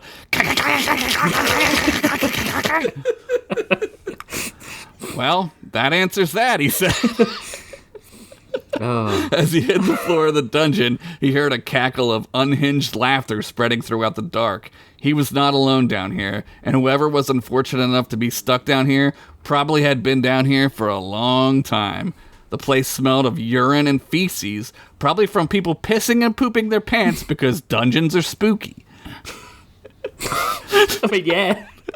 That was like the funniest joke in my head, and nobody laughed. All right, let's continue. Fred pulled himself along the floor and leaned his still aching... I'm glad that somebody else had a fucking modest proposal moment. Yeah, it's been a while. We're not in form right now. Fred pulled himself along the floor and leaned his still aching and tired body against the cold stone wall. It actually felt good, except for the whole being in a piss and shit infested prison. Slowly, Fred's eyes grew accustomed to the darkness, and he began to make out shapes of humanoids in the low light. As he turned, he saw a skeleton chained to the wall. First time, a low voice said from his left. Fred quickly moved to look to see who it was speaking. Right here, the voice said as he leaned into some dim light coming through an air hole in the wall. It was another Ant-Man, but this time a black Ant-Man. What are you in for, Fred said with a laugh. Oh, you know, sedition, inciting revolution against a tyrannical king Scrabbles Dant, said the Ant-Man, spitting on the floor. I thought he was elected, Fred said sarcastically. Man, this place is a cult, dude, said the... They threw your ass down in here with the rest of us, and what did you do? Almost died in the desert, Fred said. Name's Manch, the Ant-Man said, holding out a hand for Fred to shake, only to hear the clang of his chains when he reached too far. Why were you in the desert in the first place? I was looking for a friend, Fred trailed off. These cultists, man, they're always talking about harmony and all that nonsense, but did you see those crazy bone cars they drive? That is straight up 1950s style post-apocalyptic bike and car gang, dude. Plus, I know for a fact they're planning something big, Manch went on, trying not to sound like a conspiracy theorist, but he was a talking ant. They're all conspiracy theories. You know how they are. Like what? Fred opened up the conversational door for Manch to continue. Like I said, man, this is a cult. What do cults do? Manch let the question hang. Orgies? I hope you're going to say orgies, Fred smiled. Psh! Manch laughed. You're a funny human guy. But no, not unless everyone dies at the end of your orgies. Only on a bad night, Fred said. So how do we escape? Well, Manch thought for a tick. I'm pretty sure they're gonna eat you. Yeah, I got that feeling as well, Fred said as he pulled on the chains, holding his hands together. We've been ready to bust out of here for a long time, Manch said in a whisper as he looked around. We? Fred asked. You think I'm the only person in here who tried to escape? All I need from you is a distraction. But, like, they're gonna eat me, Fred said, raising an eyebrow and frowning. If that works for you as a distraction, sure. I mean, thanks for taking one for the team. But you look like a smart guy, and I'm sure you'll think of something, Manch finished. How will I signal you? Fred asked. Manch slowly slid his bottom hands out of the cuffs and undid the chains on the wall, quietly placing them against it. I'm going to teach you the ancient technique of pheromone communication.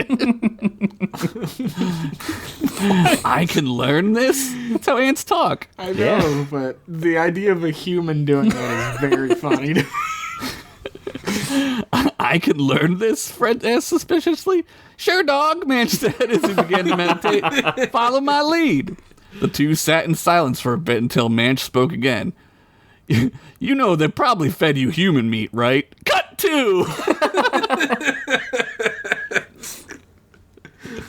The two red ant guards threw Fred down onto the hard, cold floor of the same banquet hall that Fred had definitely not eaten human meat, or so he was going to leave out of the story if he ever had to tell a group of his friends at a bar after a night of heavy binge drinking. His human body thudded as it hit the ground. All around were more groups of beings, most dressed in white robes with dried desert sticks on as crowns. Scrabble Dant sat in a golden throne as a lute-playing half-naked snake lady slithered around and rattled her rattletail in time with the beat of the lute. Ah, President, Fred said, looking up. When's dinner? Oh, it has just arrived, Dant said, crossing his hands. The crowd laughed. Now, my children, Dant shouted, raising his arms. Tonight is the night we ascend. Tonight is the night we break free of our physical bonds and become gods ourselves, Dant shouted. Fred had heard all this before from 1,000 cult leaders, and many of them he himself had ripped their spines from their bodies in an ironic fashion, of course, since most of them were spineless cowards. Blah, blah, blah, blah, blah, Fred said. God, you're so lame. This whole cult thing, man, like, what is this? The 6970s? The crowd fell even more silent as one guy in the back laughed, then quieted himself with a cough. You will be the fuel that our bodies need to sustain us for the journey, Dant said, as he clapped his hands together. Guards dragged Fred up onto his feet and put him on a rack. Now, my children, sup upon this human sweet meats, Scrabble yelled, and raised his arms to the heavens. Just one question, Fred said. I thought you ants were ruled by a queen and not some psychotic cult of personality baby larva dick. The one guy in the back. Oh, shit. You're the guy. I knew it. I knew you'd be him. I'm the guy. You leave mother out of this, Scrabble shouted. Oh, no. He was now enraged and began to throw off his white robe and knock over candlesticks in a full-blown temper tantrum. I lead thousands of beings, he continued to shout as he got closer to Fred. Thousands of beings of all types. Mother only commands ants, but I lead multitudes. I mean, fuck, we even have a poodle guy. Scrabbles pointed to the poodle guy in the back. I was told there is a vegetarian option that was available. I don't want to eat that guy. Poodle guy said quietly from the back. I am the king here, and I am the queen here, and I am the one hive mind here, Scrabbles shouted. Yeah, well, Fred looked at him again in his compound eye. Not my president. And with that, he concentrated on his newly learned ant pheromone technique and nothing. What is that? What are you doing? Why does it smell like burnt hair and cat treats? Scrabbles started sniffing around. Oh gods, no. Suddenly, the walls began to shake. The floor rumbled as if 1,000 angry bees had been let loose, and the only thing standing in their way to freedom was the kid from My Girl. And today, as fate would have it, he sure couldn't see without those glasses. Oh, no. He started. Tapestries fell from the walls. Cult members began to panic. Some made out with each other. Others started stuffing food in their pockets like Poodle Guy. It was clear Poodle Guy was only here for the hors d'oeuvres. The doors bust open to reveal a crowd of ant-men and lizard men and scorpion guys and snake ladies and cat people and you name it. All united in escaping the hell that they had been imprisoned in. All united in this moment with only one goal. To get revenge on this death cult tyrant son of a brood bitch. Damn. Manch led the way as he split open an unsuspecting scorpion man in half with a roundhouse kick. Dude's kick game was that good. A snake lady threw a throwing star and it clanged against Fred's restraint, setting him free. She then devoured a cultist whole. Looks like she's not a vegetarian, Fred said to himself, laughing. Scrabbles scrabbled to his throne as if somehow the symbol of its opulence and power were enough to save him. He had imprisoned these people, kidnapped them, and imprisoned them, and now on no throne or amount of gold in the realm was going to save him. Scrabbles held out a small dirk, waving it wildly and clumsily at anyone who would get near him. He hissed in anger. Fred continued to walk towards Scrabbles as he felt a sucker punch to the jaw. It barely registered with him as he turned to see the punch thrower. Poodle man, Fred said, sighing. I'm gonna pretend you didn't just do that. Go home to your family, man. Yeah, I kind of thought that was a bad idea halfway through. I'm sorry. Get going, Fred said, patting him on the head. Manch and Fred now closed in on Scrabbles. He hissed and waved his dirk around inexpertly. Nice tiny dirk, Manch said, laughing. Nice, Fred said, going for the high five, but he was left hanging because maybe ants don't do that. I don't know. You'd think they would do it all the time with all those hands. Which one of you would dare to kill a god? Scrabbles said in desperation. I mean, I'm cool with anyone I'm cool with killing anyone who kidnaps me or imprisons me or tortures me or takes me away from my family and kills my friends or mans anyone for a while. Same, Fred interjected. Hey, Scrabbles, you know what they call me back home? What is that? Scrabbles said shakily. The Skull Peeler. Manch and Fred closed in on the cult leader as the giant doors began to close. All that was heard was a loud, chittering scream as the light from inside the banquet room dimmed to a fine line and fell silent. Woo! Duncan said, rubbing his temples. What happened to the peoples of the Ziggurat? Gunk asked, like a child listening to his favorite story. Manch led them, and the peoples of the Ziggurat made it an oasis in the desert, Fred said, sipping his mead. So, this wasn't a real story. First of all, Chickpea hiccuped in rebuttal. First of all, how did he teach you ancient ant pheromone technique in, a few hours? I'll show you, Fred said, as he let rip the most epic fart anyone had ever heard. A few people went deaf, and some puked. The crowd fell silent. Then one person began a slow clap until everyone was cheering and clapping. You told that whole story just to end on a fart joke? Chickpea yelled. Fred shrugged and slammed the rest of his drink. Not just a fart joke, he said as he gestured to the door. As he did, Manch busted in and let out a similarly loud, squeaky ant fart that lit up the night sky like a firework. A double fart joke, Fred said, as he rose his mug to Manch, who winked before heading over to his friend. The end. I love Manch. There's rules.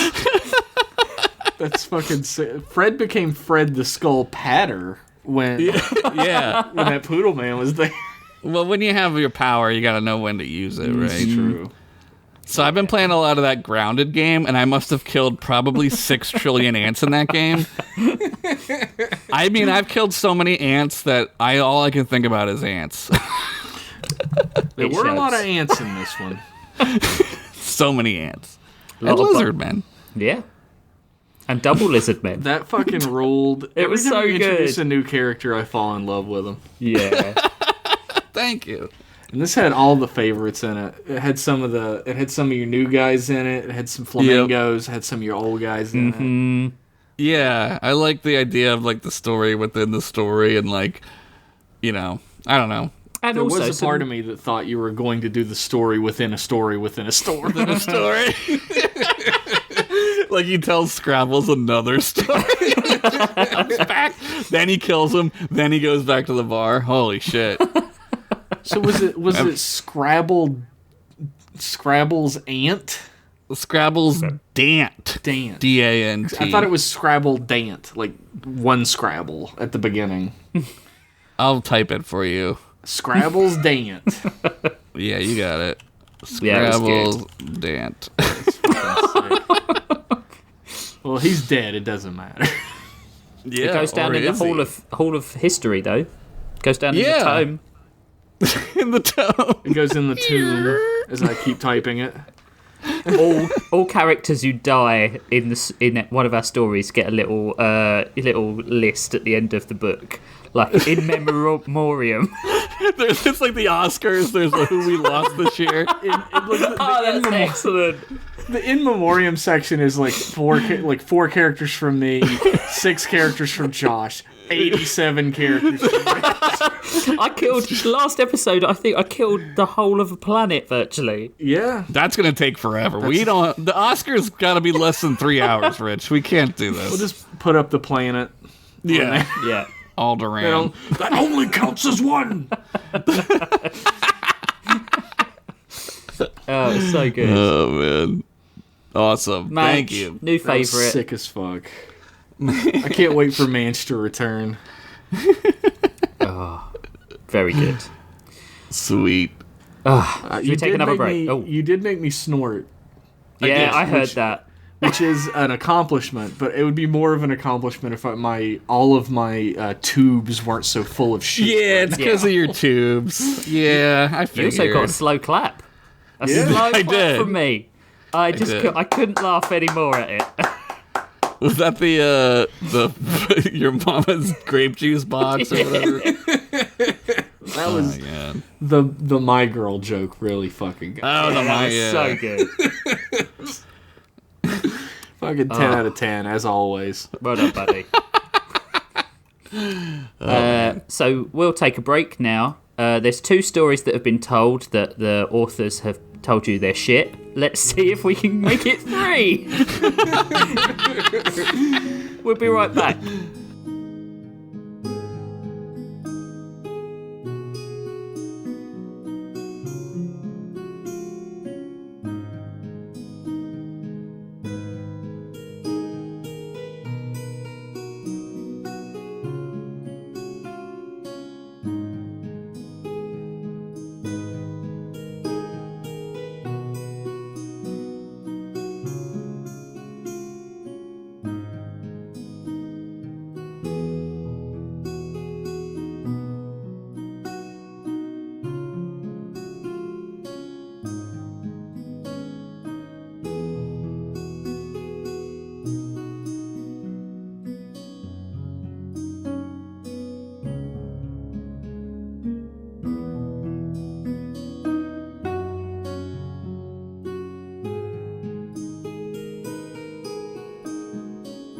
Welcome back.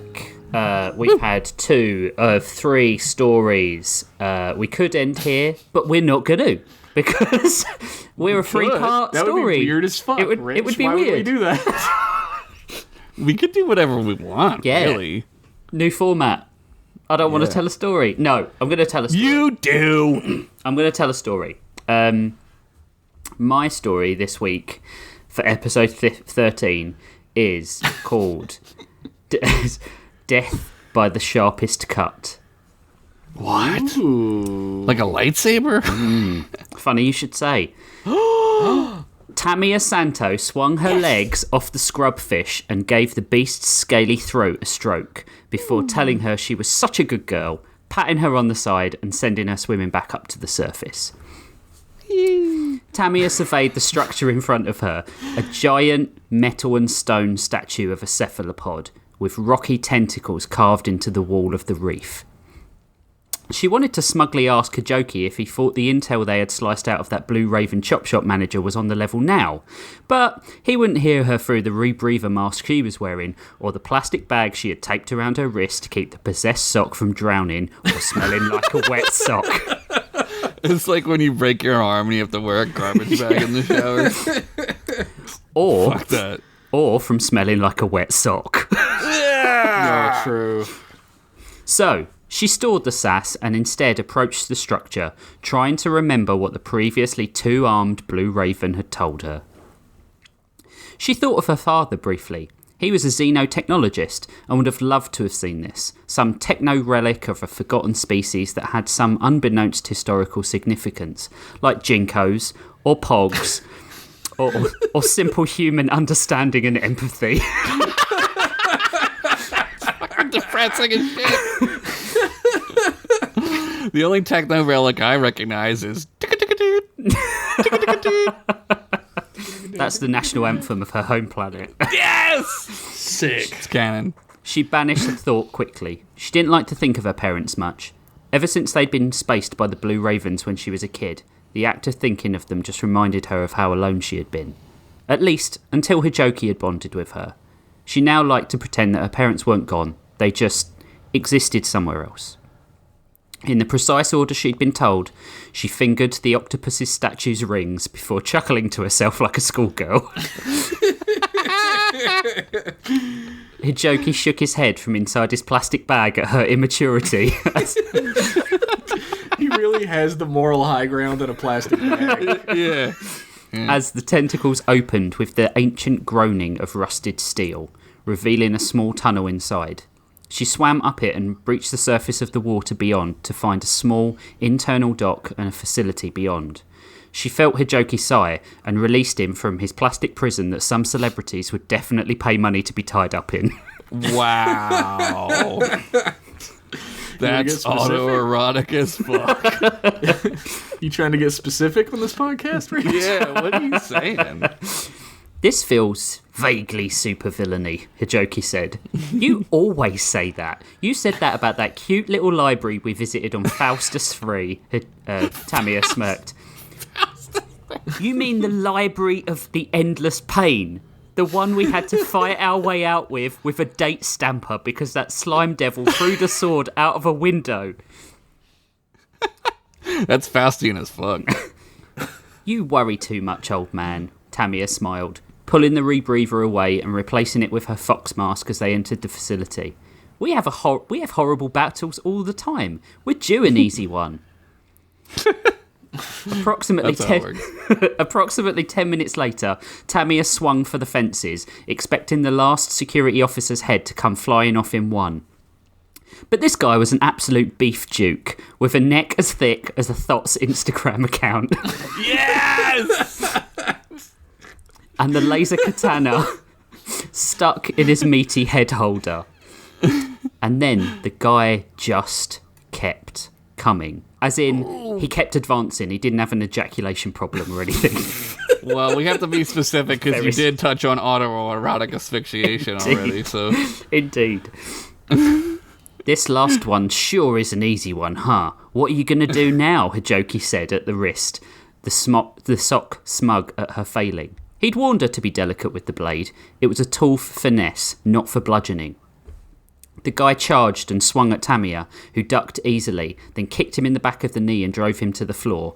Maybe I can stuff your stinky mass in his mouth and suffocate him with your cheesiness, Tamia grinned. Ew, that's so gross.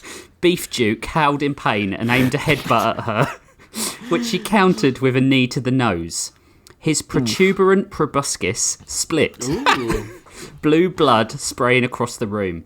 Hey, I asked you a week ago if I smelled and you said no, Hijoki said, hurt. A week ago? Beef Duke threw a leg out, Spartan style, and caught Tamia in the gut, sending her across the room through a set of lab equipment and slamming her against the internal airlock. Actually, if you remember, I said, not any more than usual. Unfortunately, your usual scent is Odor Dog Turd and Rotten Flesh by Caca Chanel. Dude. Jesus, yeah. Hey, are we fighting or not? The Beef Duke said through his already swelling face, tired of their bickering. Well, one of us is. The other is bumbling around like a zombie with the shits, Hijoki smiled, prompting the man to charge at them. Oh, thanks for that. Tamia got to her feet. Your valuable input is always appreciated, coach.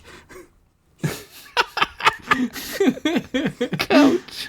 As the security officer came close, Hijoki punched the airlock control and Tamia somersaulted over the man, placing a hand on his back to push him into the small room. As he passed the open door, Hijoki pressed the button again, closing the airlock with Beefy inside.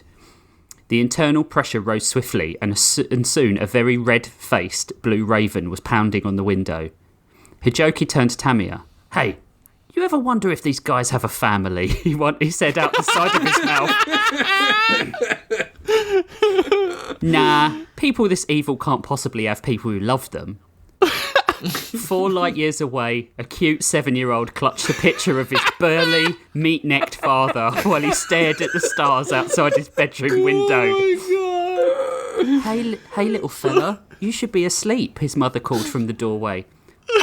I know, Mama. I just miss Daddy. You think he'll be back soon? He's due home next week, Pumpkin, the woman said. Now, time to tuck you in. She kissed his head and left him to his dreams and the love of his father. That kid's gonna have a bad 2 weeks. Rich, you're a monster. That's fucked. And if they do, then they just shouldn't have started working with murderers, Tamia finished. I guess it's true. It's true. Fair enough. I guess so. What about the sword? How are we going to get... Hijoki asked, just as the Beef Duke's melon burst under the pressure in the airlock, spraying the porthole with chunks of head. Rest in peace, Dad. Did his kid feel that through the force or something? The laser katana deactivated and clattered to the floor. Never mind, Hijoki muttered. Editor's note. You might be questioning if this is possible in an underwater airlock, but... A, this isn't Earth or even our reality, and B, shut up. Yeah, no, it can happen if they never even thought depressurize about it. Yeah.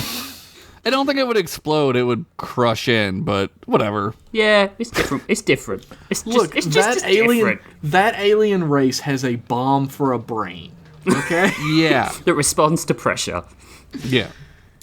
After retrieving the sword and wiping the chunks of neck beef off of it, oh god, that's fucking awful. Tamia and Hijoki ascended the steps into a set of offices that were largely deserted. Offices, Tamia thought. Hijoki was right. True supervillainy lives here. I can tell Rich wrote this at Christmas time. On one wall, a poster depicted a cat hanging off a branch, whilst another, more evil-looking cat whipped it from a higher branch. Holy shit. The words below it read, "Hang in there, capitalists." Damn, we need to make that. Oh my god. Through a door at the end of the room, sounds of processing could be heard, so the pair followed the cacophony onto a service balcony overlooking a factory floor with a pool in the middle of the room. Small, squid-like creatures emerged from the pool with armfuls of rocks and placed them on conveyor belts where others of their kind broke the rocks apart to reveal small, iridescent black pearls that shone with a glow. Ooh. When the pearls were revealed, they were placed back on the conveyor and sent through orange portals at the end of the line. What the hell are they doing? Hijoki whispered, and as they crouched at the railing, watching this incredibly machine-like production. What are those things? Whatever it is, if the Blue Ravens and the Technomancer are involved, old Pointy here will have something to say about it. Old Pointy? That's a 4,000-year-old ceremonial sword girl. Old Pointy. It's old. So you mean I shouldn't be cutting my toenails with it at night then? Tamiya smiled. Oh, God. Shall we go make calamari out of these fools? I feel that's xenophobic at best, but yeah, sure. Tamiya vaulted over the railing and landed into a roll because those superhero landings that they show you on TV would never work and your knees would be fucked after about 5 landings. That's not what Myrtle says. Or said. Rip. It killed her, Spoilers right? for two segments ago. She pulled the sword from its scabbard and ignited it, casting a red glare across her face as if she'd just butchered the Kool-Aid man. Damn. Cool as fuck. Taking and culturally relevant for her species, whatever that is. Taking a step towards the squid, her gaze fell to their lower tentacles, which were all manacled together. A long line of chained squid looked up at her in fear, then cowered together in a group, their chains clinking across the floor. Tamiya's mouth opened in horror. They're slave labour, Hijoki. Hundreds of eyes stared up at them, and Tamiya switched the sword off. Ahem. Excuse me, dear lady. An oddly formal voice spoke from behind her, and as they turned, a diminutive squid in a small green waistcoat came wriggling towards them on 4 tentacles. That's so cute. His beard, such as it was also made of small tentacles, and he was slightly more red in colour than the prisoners. I noticed you have disrupted production and wanted to inquire as to whether you were a crimson fox and sock pair I had heard so very much about on the kelp vine. Have you by any chance just watched the Pale Blue Eye movie? No. You're doing like a perfect Edgar Allan Poe in that movie. Perfect. Right now. I was he. Tamiya ignited the sword and pointed it at the squid. Are you responsible for this? Responsible is such a complicated explanation. Tamiya grabbed the squid around the throat with Hijoki and pushed him against the wall, raising the sword so close that the subtle smell of frying fish wafted under her nose. Ooh. Delicious. Hijoki choked and spluttered, his mouth full of squid. Make it less complicated. The squid explained, I am the warden of this here hellhole, Ludwig, the Squid Lord. Ludwig? When the Coalition of Ordered Planets, editors know ACAB, even in acronym form, came here, President Tippin was interested in the Krakenites' unfertilized offspring. Tamiya sighed. Caviar is delicious, but please don't tell me this is as simple as evil rich people like fish eggs. No, the exothermic reactions our discarded eggs produce as they break down run hotter than a shuttle's drive core, or a right-wing brain when it's trying to understand pronouns. The COP wanted to use them to power their fancy starships, but because Krakenite eggs are too dangerous to transport in quantity, they let us mine them at their own pace, buying them from us until they up and decided we were too slow. Then they put your humble servant here in charge of my own peoples to make sure they work fast and for free. We're all prisoners here, Miss Fox. If and I don't help my people work, they'll kill us all. Convenient. It's convenient you're not the one working, motherfucker. Convenient for you, Ludwig the Squid Lord. Why would you call yourself a Squid Lord if you weren't evil? Yeah. What changed? Hijoki asked as Tamiya let the squid to the ground. Hijoki spluttered and hacked. Oh, tastes like sushi. Ugh. Ludwig looked over his shoulder. Sushi. I do too. But... Hijoki doesn't. What do I I can't tell. What do I say then? Where a sturdy-looking security door was locked with high security locks. A golden glow leaked from the cracks around the door and shone into the room. Our generous benefactors found a better whip to subjugate us. Tamiya pulled the mask down with a purpose and strode to the security door, the katana making short work of the electronic locks and shorter work of the hinges. The stench of burning metal was almost too much.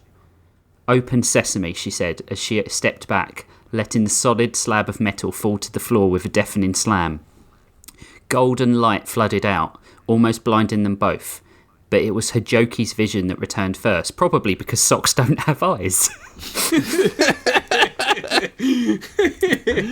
And when he spoke, it was with a revelry Tamiya hadn't heard from him before.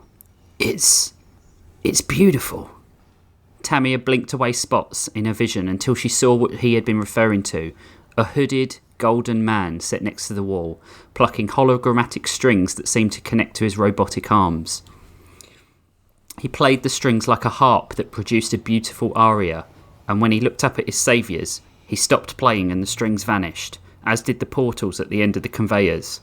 Ludwig waddled over to the controls to stop the conveyors dumping explosive eggs all over the floor and killing them. "Are you here to kill me finally?" the man whispered. "Save you, use you to kill a technomancer, maybe make out with you a little bit." Tamiya had never seen anyone so beautiful. He was like the angels of Tethin her father had told her stories about when she was a girl. "What's your name?" "Doots. Doots Bardley." Yup. The creature said as he pushed himself off the floor and joined them. "And you?" Hijoki rose up between them, eyeing the man like a protective father here to take his daughter to prom. "I'm Hijoki, and this is Tamiya Santo." Ludwig came waddling up and placed a slimy tentacle on her arm. "Santo? As in Forex Santo?" A dagger of ice pierced her heart and sapped all warmth from her. To hear her father's name after all this time. "That was my dad's name. He died when I was a kid." "No." Ludwig shook his head, What? his tentacle beard swishing back and forth. "He's been forced to work for President Tippin too, just like the rest of us. I remember him coming to this here facility years ago, back when the Coalition of Ordered Planets was still pretending they wanted to work with us. He was here to learn our culture, but was taken off the project when the president decided to subjugate us instead." Tamiya's arms shook, and if Hijoki hadn't been controlling her other hand, the katana would have clattered to the floor. She wanted to sob, break something, kill someone, laugh, hug Hijoki, tear him away from her, fuck, fight, eat a family-sized bag of tortillas, although that one wasn't anything new. Are they the hint of lime ones? Yeah, they are great. Yeah. 1,000 emotions ran through her head at the same time, and her brain threatened to shut down from the pressure. Her father was still alive. After all these years, a captive. As if sensing her pain, the captive Krakenites huddled and comforted one another with soothing, undulating song.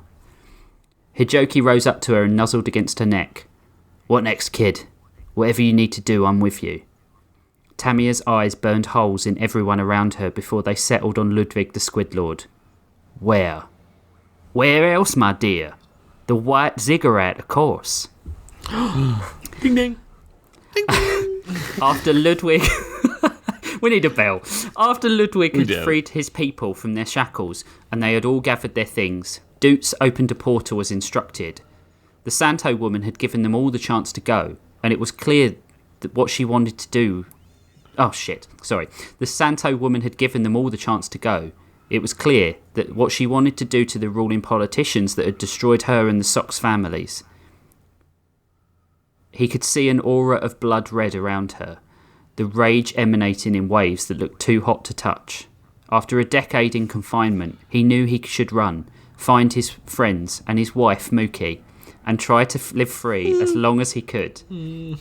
But it felt preordained that he should meet these people, and given that Ludwig was going too, He felt he should protect the squid that had kept him fed, watered and stimulated with conversations for all these years in solitary confinement.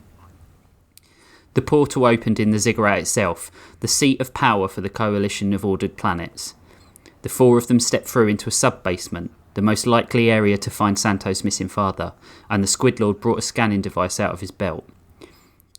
Handy guy to have around, the sock puppet gestured to Doots. Could have used him back in that swamp with those handy bog monsters.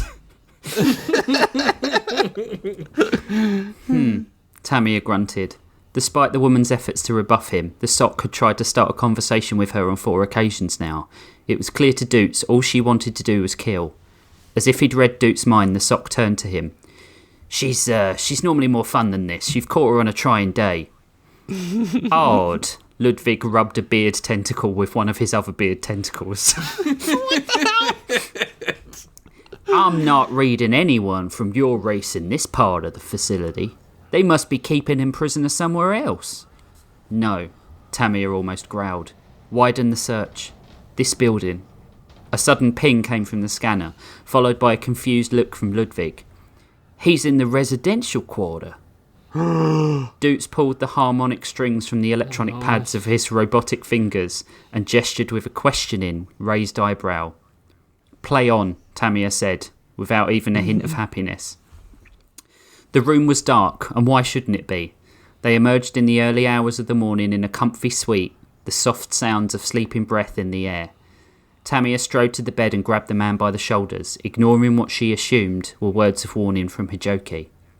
Forex Santo opened his eyes slowly and studied the face in front of him in something, before he realised who she was.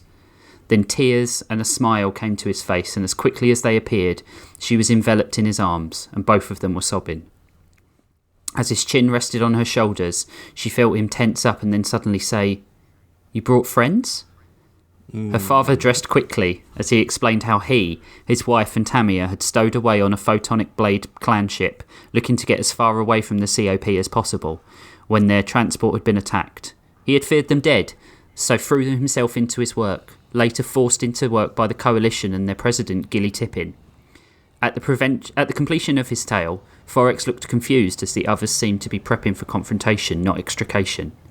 Tamia held the hilt of her blade and was checking the connections, while Ludwig pulled a smaller, armoured waistcoat over his regular one. He's really handy. I love Ludwig. Aren't we leaving? Nope. Tamia felt Hijoki tense as he realised what she was thinking, but she thought to him to stay quiet. We need to finish tipping, then the rest of this quorum. Cut off the head, and the snake briefly dies before being replaced by a scalier snake. They all need to go. She gave Ludwig a nod. But we can get away. It's not that important, Forex spluttered. Forex seemed edgy as Ludwig gave him a small pellet. Put it in your breast pocket, and when the time comes, slap it. It'll transport you away lickety-split should our altercating get too rambunctious for you. This dude is fucking great. Forex obliged, and when Doots opened the portal to the quorum chambers, they stepped through. Initially, the room was quiet, but almost immediately lights came on to reveal just what she expected, an amphitheatre set of seats, where 100 or so alien species seemed to almost instantly come to life, shouting and disagreeing loudly. Where did they all come from? Hijoki whispered, but she didn't answer. Instead, she pushed through the crowd that didn't seem to even register her existence, to the central floor below. The rest followed, and Tamia ignited the katana and stuck it in the ground to prise a floor panel loose. Underneath, a sprawl of wires lay tangled. Want to stop this, or are you going to make me do this? She announced, as if to no one, hoping that she was wrong, but knowing she wasn't. When no one came forward, she plunged the sword into the wires, emitting a little sob that only Hijoki could hear. The room went dark, but for the luminescence provided by Doots and the blade, every single screaming politician vanished. The room suddenly silent. How did you know? Forex asked, disappointment in his voice. Tamia pulled the sword from the floor and held it menacingly, tears streaming freely now. We found a slave in a suite in the highest office in the known universe. When you looked at me, when you woke up, it was disappointment in your eyes that I was there, not surprise. And lastly, when you recounted how you got to be here, you didn't say anything about looking for us. You didn't come looking for your wife and child. Didn't we matter at all to you? Did you just assume we were dead, Technomancer? Oh. What? Well, this is awkward, her father straightened, and it seemed as if the burden of a lie lifting off his shoulders had made him grow 2 feet in height. I didn't assume anything. I just learned it didn't matter. Once I found him, he pointed to Doots. You are but one Tamia in a sea of available options. Why cry about one? The clan of the Photonic Blade, the Krakenites, the Blue Ravens, the coalition of ordered planets, that planet of cats that think they're little people and they dress up in little suits. I want to go there. I want to go to there. They're all part of the same system. Oppression as status quo, hatred as a bottom line, control masquerading as uniqueness. The patterns re-emerge every year on every world. We have fallen into entropy, a slow death as we circle the drain of existence, all slouching towards the inevitable cellular death of the biological and the heat death of the universe. Uneven players on an uneven playing field. But not anything anyone can stop. Ludwig raised an eyebrow, clearly impressed by the man's level of insanity. Not true. When I found Doots here, President Tippin saw an opportunity for change, and I saw something else. An opportunity for something better. 100 doors opening to 100 different possibilities. So I killed them all, and set up this elaborate, but very expensive, intricate hoax. Somewhere in the infinite cosmos, they must have it right. Equality for all, a universe where I have a loving, non-psychopathic daughter and you a loving, caring father. Hijoki gasped. You're no technomancer, you're a crazy man, sir.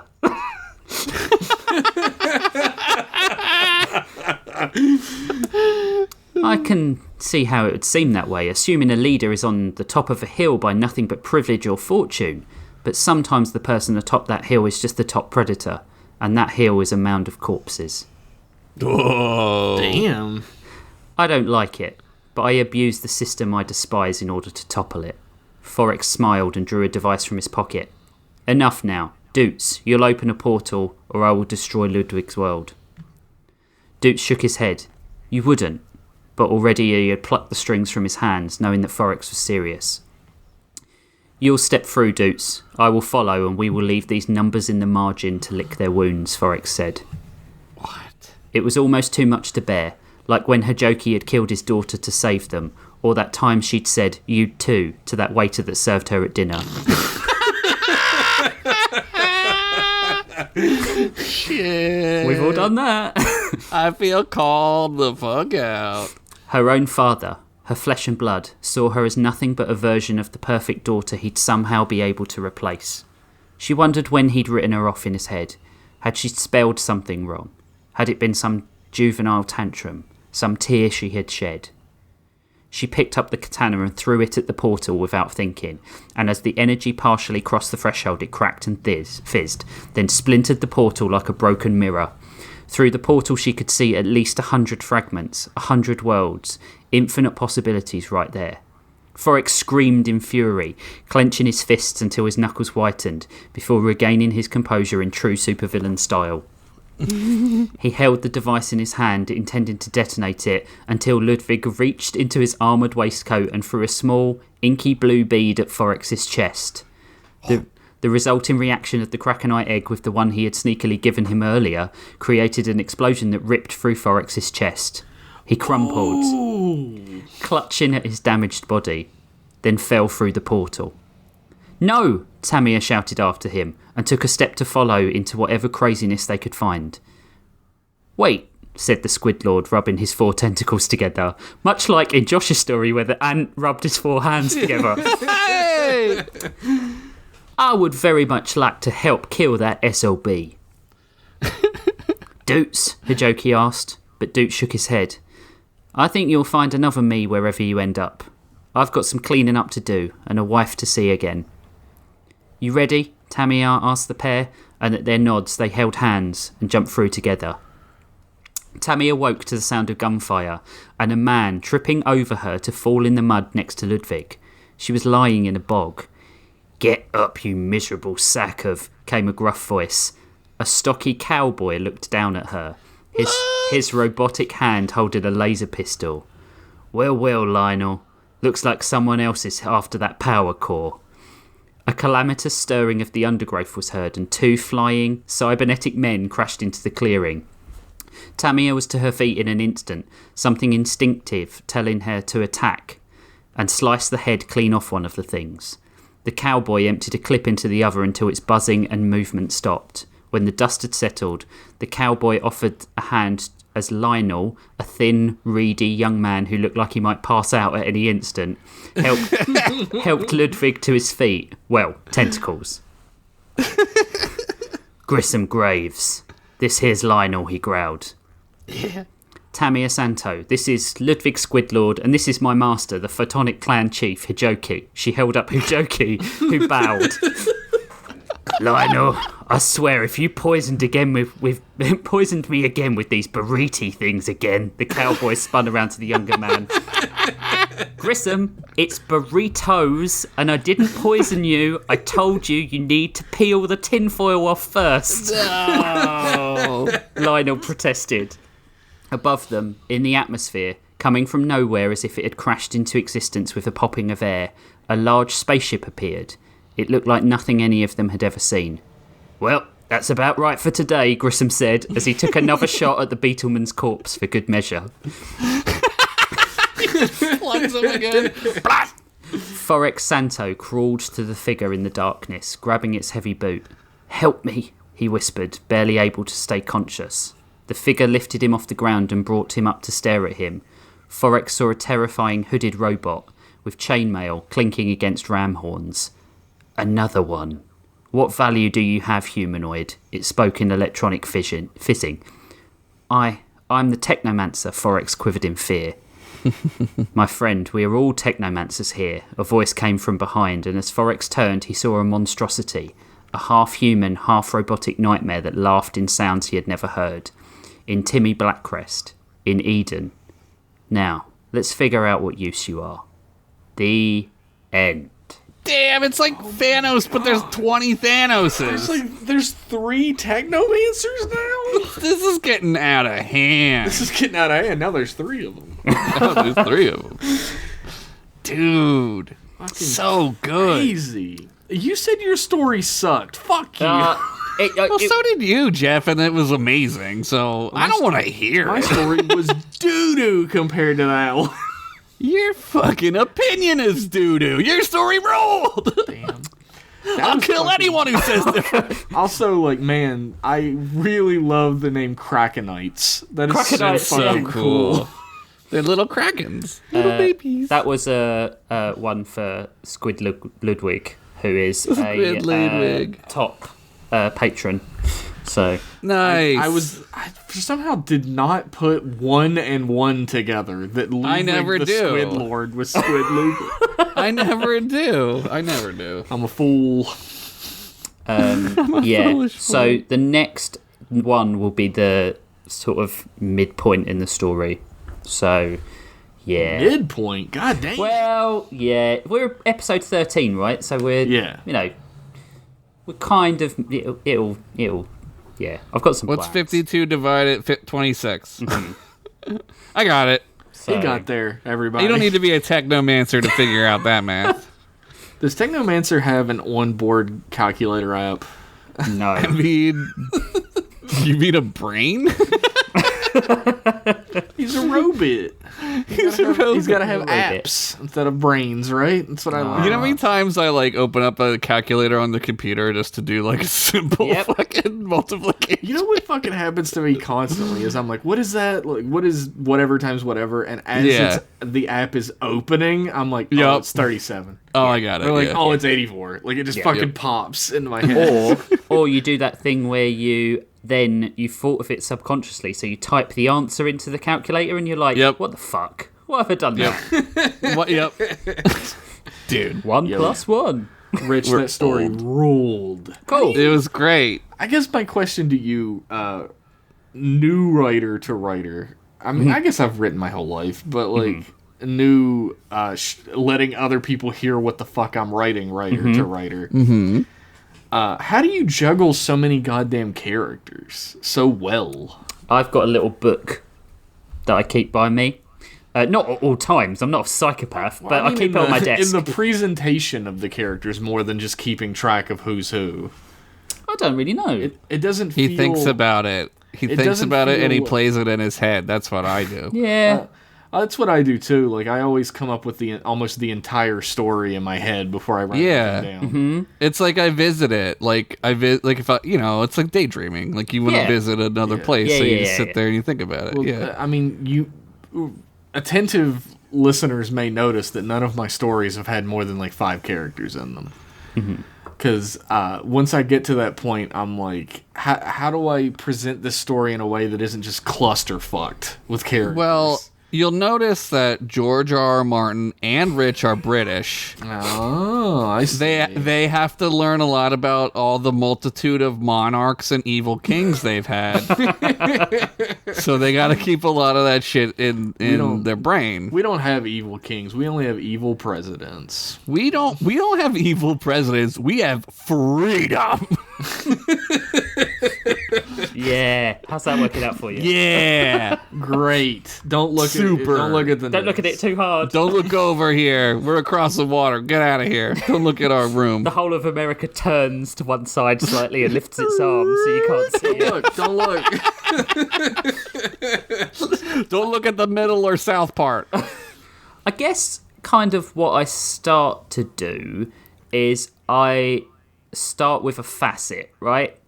So when I'm doing a character, when I'm working with a character, I start with a facet. So what would be good? Is it is someone's, I pick a very extreme emotion, right? And then I work backwards from there. And then I'm like, do these, so like I had a few characters planned, and then I was like, which characters are going to go together? So obviously Lionel and Grissom go together because one's a weakling and one's a really macho man, so that really works. Opposites attract. And then DJ Scat Cat said that. And opposites do attract. They do. But this is not the first time in the last 2 weeks we've talked about DJ Scat Cat. Second time. MC Scat Cat is eternal, okay? Oh, sorry, MC. He got promoted from his DJ days to MC. And then Hijoki's all about control, and Tamiya's about wild freedom, and then like Mookie's about predetermination, and Doots is about like free choice. So they just tend to go together, and then I just play off that, and then it's a lot easier to write if I write opposites together. Yeah, it helps because that's where you get the most drama, right? Yeah, absolutely. Or you just make everyone more and more insane until you start to question your sanity. That's what works. I do. There's a little of that in Flinch. I think. Does it? Yeah. But you've got a really competent person and an ignoramus. So they really go well together. Oh, Jeff. Oh, I think I had a competent person. Are you talking about me and Josh? Like, who's who? Yeah, are you talking about us? But you've got Kayla and Pavlov. It's true. They're both working for the same cause, but one is absolutely incompetent and rude, and one is like really competent and I wouldn't say straight-laced, but just like really self-assured. That's sort of like the problem I came into, because I had planned as soon as we got these prompts that I was going to do a Kayla story. Mm-hmm. And then I got sick and I put it off, and then it's like Saturday. Yeah. And we're recording on Tuesday, and I'm like, okay, I gotta like figure something out here. And then I realized like I put all my like coins on like red here. Yeah. Like because like Kayla's not a funny character on her own. Right. No. Right. And I have this story that's very sort of like lore heavy. If you know the lore, I guess. Otherwise, it's just look at this shit. But you guys don't ever have to tell. You don't have to try to be funny. You always are. Sometimes I'm not, Josh. I think you get in your head about it, and I disagree. I'm more laughing. situationally funny. Well, proof is in the pudding there. That's right.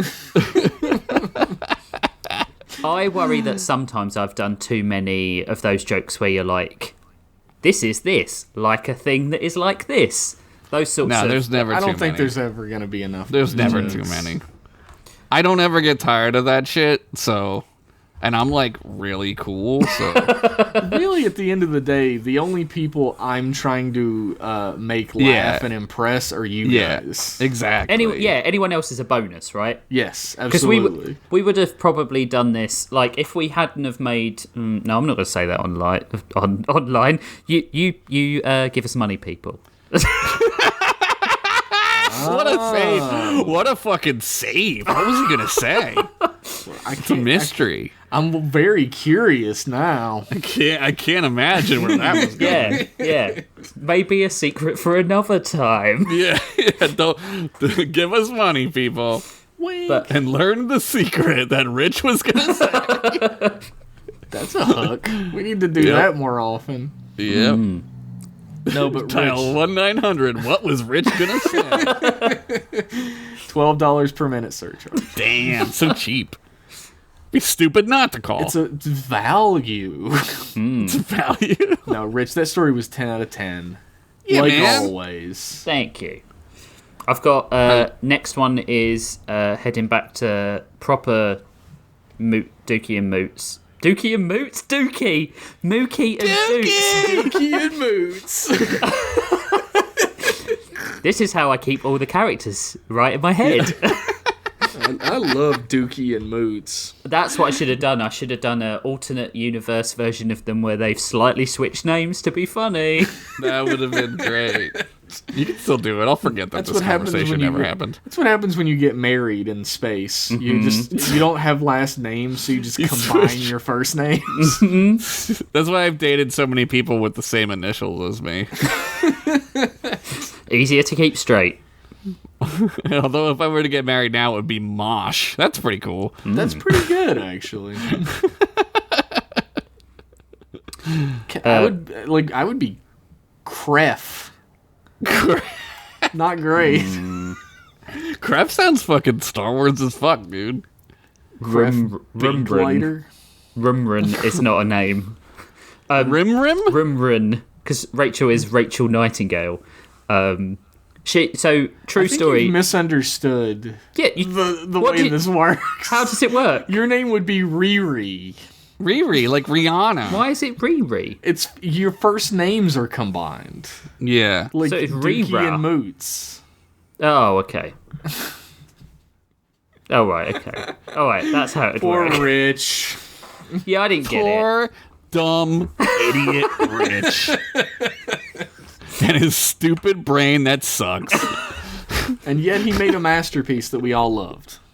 Just goes to show you. That's where I devote all my energy, not to regular street smarts. Not to talking to humans. That's stupid. So Rachel didn't take my surname because also Nightingale is It's amazing. a much Yeah, better Nightingale name. is a dope ass It's a dope last ass name. I want my last name to be that. Can you adopt me? I think legally I already have, right? I've done it on Twitter. I said I'd adopt you because you got the same birthday as Evan, so it'd keep things nice and clean, right?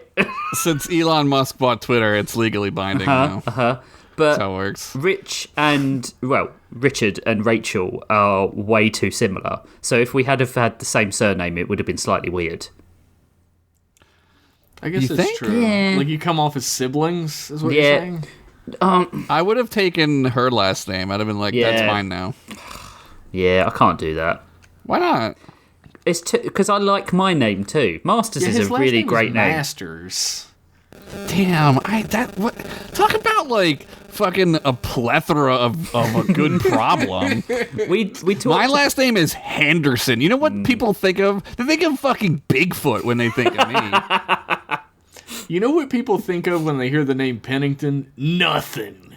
Jack Nothing. shit.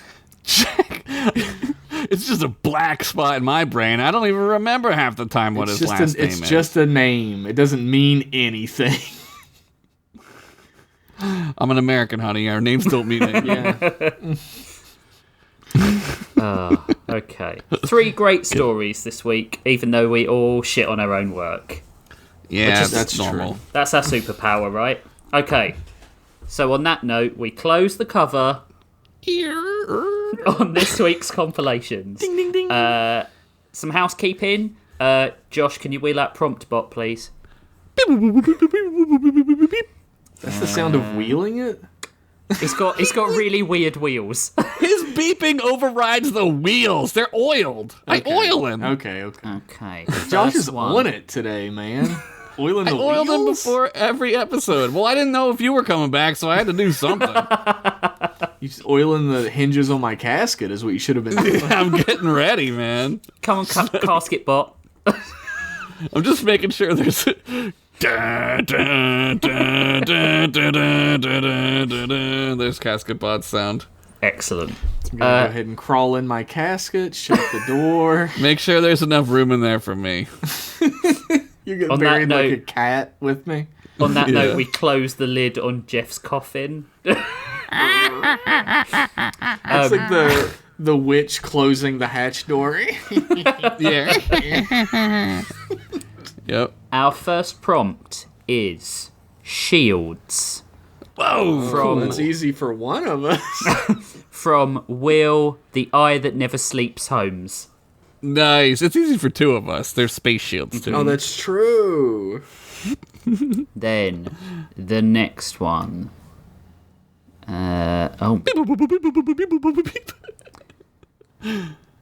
Curses by Witch Knight, Technomancer's Apprentice, Ren. Damn. Witch Knight. Those are good. All right, good that ones. one's easy for me. So Shields and curses. yeah, That's quite good. That's I think. good. Yeah. I think Witch Knight Ren has changed their name to long lost candle cousin Ren in our Discord, which makes me so happy.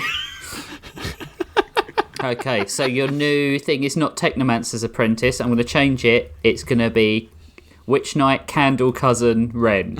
There we go. Candle Cousin Ren. If you're You're not the the one who third did that, candle I'm sorry for ruining that for you. Oh yeah, sorry. Well, we probably should have checked, but who gives a shit, right? Wow. Wow. I mean, wow. I agree with Jeff on that one, I guess. We It should have feels checked good. it, but you know, we've all got lives here, guys. Speak for yourself, Rick. We've all got the crumbs of life that we're holding on to. Yeah, I'm just grasping at anything I can get at this point. Yes. Guys, Is there good news from the outside, sir? what news from the front? What news from the front? Has the Kaiser pledged to Patreon? Speaking of, we now have a Segue. Patreon. I mean, we've had a Patreon for a while, so I should probably change my intro to this note. We've got a Patreon, which you can find at patreon.com, bros before pros. That's bros, letter B. No, yeah, letter B, number 4. I got confused between what You don't numbers the even letters know? were. So if you like what we do and what you hear and want to support us, go over there and, you know, pledge what you can to give us food. We're so hungry. Please, sir. I've only eaten I do- ramen today. I do actually buy food and pay rent and pay bills out of this. So Yes. thank you. Yeah, me too. Yeah, this goes towards our electricity bill at the moment because gas and electricity prices are so high in the UK, I want to die. You know what would help your situation? Putting on the Using one of chimneys. your several fucking fireplaces. Doesn't work. And go out in the fucking Sherwood forest or whatever the fuck and cut down some goddamn You trees. just got told American style. We didn't bother Yeah. with the geography. We didn't bother with We the have a names. whole country full of fucking useless trees that nobody's touching. Witch Knight Ren's name on the Discord is Long Lost Candle Cousin. Hey! We did it. Genuinely makes me so happy that somebody likes the Candle Cousins that much. They were great. Um, So good. Big thanks, as always, to our good friend Vidizen for the use of his music, specially created for our theme tune. You can follow him on... you can follow him by going to vidizen.card2rs.co and find out about all his recent work, his inside leg measurement, What he likes. His inseam? Does he like long walks on the beach? Find out at vidizen.card.co. Yeah, Vidizen makes dope music. He does. In a bunch of different like music acts with other people, including like a full band. Yep. Called Sonder. However, not only is he dope in that type of way, but he's also now creating art and music for a indie video game startup studio called Soul Engine Studios. Wow, Nice. I didn't know that. So check that shit out. He's a very talented guy. He was talking to me, and I was high, and I got lost in his eyes. He's a very handsome dude. Yeah, he is way too handsome to be that goddamn talented, is all I'm saying. But also, Yeah, it's like God was like, here, you get to win the fucking lottery. And then I'm here, and I'm like, I need something, so hold on. he's also just like top-notch nice guy. Yes, Like super genuinely nice. lovely. Like always checks super in how I am and stuff like that. Like, oh, we haven't spoken for a couple Unlike of some weeks. of How my are you, dude? friends. I feel like that was directed at moi. No. Yes, no.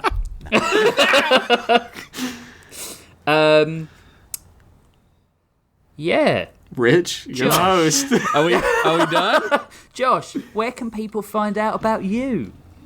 Just go watch Continue or whatever on YouTube. It's on the And- YouTube. Jeff will do the other one I do. You go ahead, Jeff. Yeah. What do they worried about you? The production values seem to have dropped at the end of this podcast. We tired. You know how like you're supposed to come back from the new year like, oh, I'm ready to go. No, like that's absolutely not a thing. not. No. Josh and I do a podcast called M Class Podcast. You should go listen to it. I'm not on it right now, but you should still go listen to it. Woo! You can find all information about that at mclasspodcast.com. I'm suddenly reminded that I need to put the new collection up. I'll do it eventually. What is it? Do we know? It's the I'm new not specials. announcing it on Pros Before Pros. Ooh, yeah, that wouldn't be good. Yeah, that'd be terrible. We do know, though. We know because I just made it this time. That's right. Yeah, I knew that. You can find my artwork and all of the links associated with me at jeffpennington.art. A-R-T. That'll link to a links section from the front page, which has everything I'm fucking doing on it. So check it out. Everything? Oh my god. Go to your local library and look up Jeff Pennington. And I'll be there. Check them out. He'll be at the bottom of a deep pit where there's a ziggurat. Yeah. Jeff, you okay down there? I'm trapped under rubble. He's fine. He's fine. He's fine. This happens. You can find out about me at MastersRich on Twitter. I do 2 other podcasts. One's called Toonhounds. You can find out about that at Toonhounds on Twitter. It's a cartoon podcast I do with my friend Spivsy, where he subjects me to the worst cartoons you've ever heard of in your life. You've He never made me heard of watch. those. Or never heard of You've them. never heard of them. He made me watch Yellow Submarine this week. I fucking hate Yellow Submarine with a Nobody burning, likes passionate Yellow vengeance. Submarine. Here's a fun fact. I like the Beatles a lot. I'm a low-level Yeah. Beatles fan. Yellow Submarine sucks. Yeah, it does. But we also Pretty good album, bad movie. we also did an Italian Fantasia parody, which was really good. Called La Fantasia. Exactly that. And my other podcast is Pon's Theatre on Subspace. You can find out all details about that at ttos.cool. There's a new episode that came out this week. It's really good. Go listen to it. Hell yeah. If you want to find out about this podcast, where we're at, what type of links we got going on, how you can become a patron without having to type in any unwieldy Patreon addresses. I know how you feel crazy. about that, Elon Musk. Yeah. Then you can just shit. head to brosbeforepros.card.co. Card has 2 R's in it, just like the Vidizen one. Mm-hmm. I'm too cheap to buy the .com for that one. No, we're not doing that. We don't need a website. We don't we need do a have one. website. We don't need it, but we do have one. We don't need a .com. Let's just say that. Yeah. If you, the listener, want to be part of this show, in a really weird way where you write words on the internet and you suggest them, and sometimes we pick them by completely random means. You need to be a Patreon to do that. You need to give us money. I'm afraid we're not accepting freebies on this. No one rides this train for free. That's right. Look. This train to hell. Look, that metallic thing pressing into your lower back right now. Don't worry about it. Give us your money. Yeah. It's just a candy bar, or is it? Give us your money, put it all in the sack, and then we'll let you suggest us words. Yeah. Tell him, Shy Ronnie.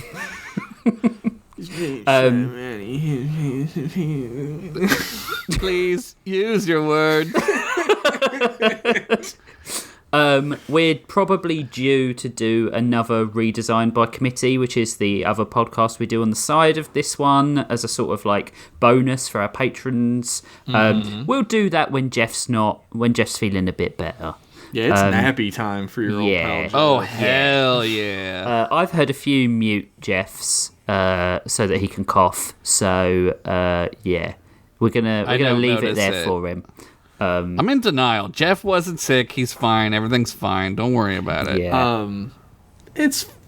I'm not going to say whether I'm good or bad, because last time I said I was good, I got bad. So we'll see. Michael Jackson bad? If he dies, we'll let you know via Twitter. If he dies, he dies. If I could change, if he could change, we can all change. Baby, we can all change. As always, it's been a pleasure doing these stories for you, and we'll see you in 2 weeks. We love you all. Goodbye. Bye, everybody. Bye. Smoochums. Love you.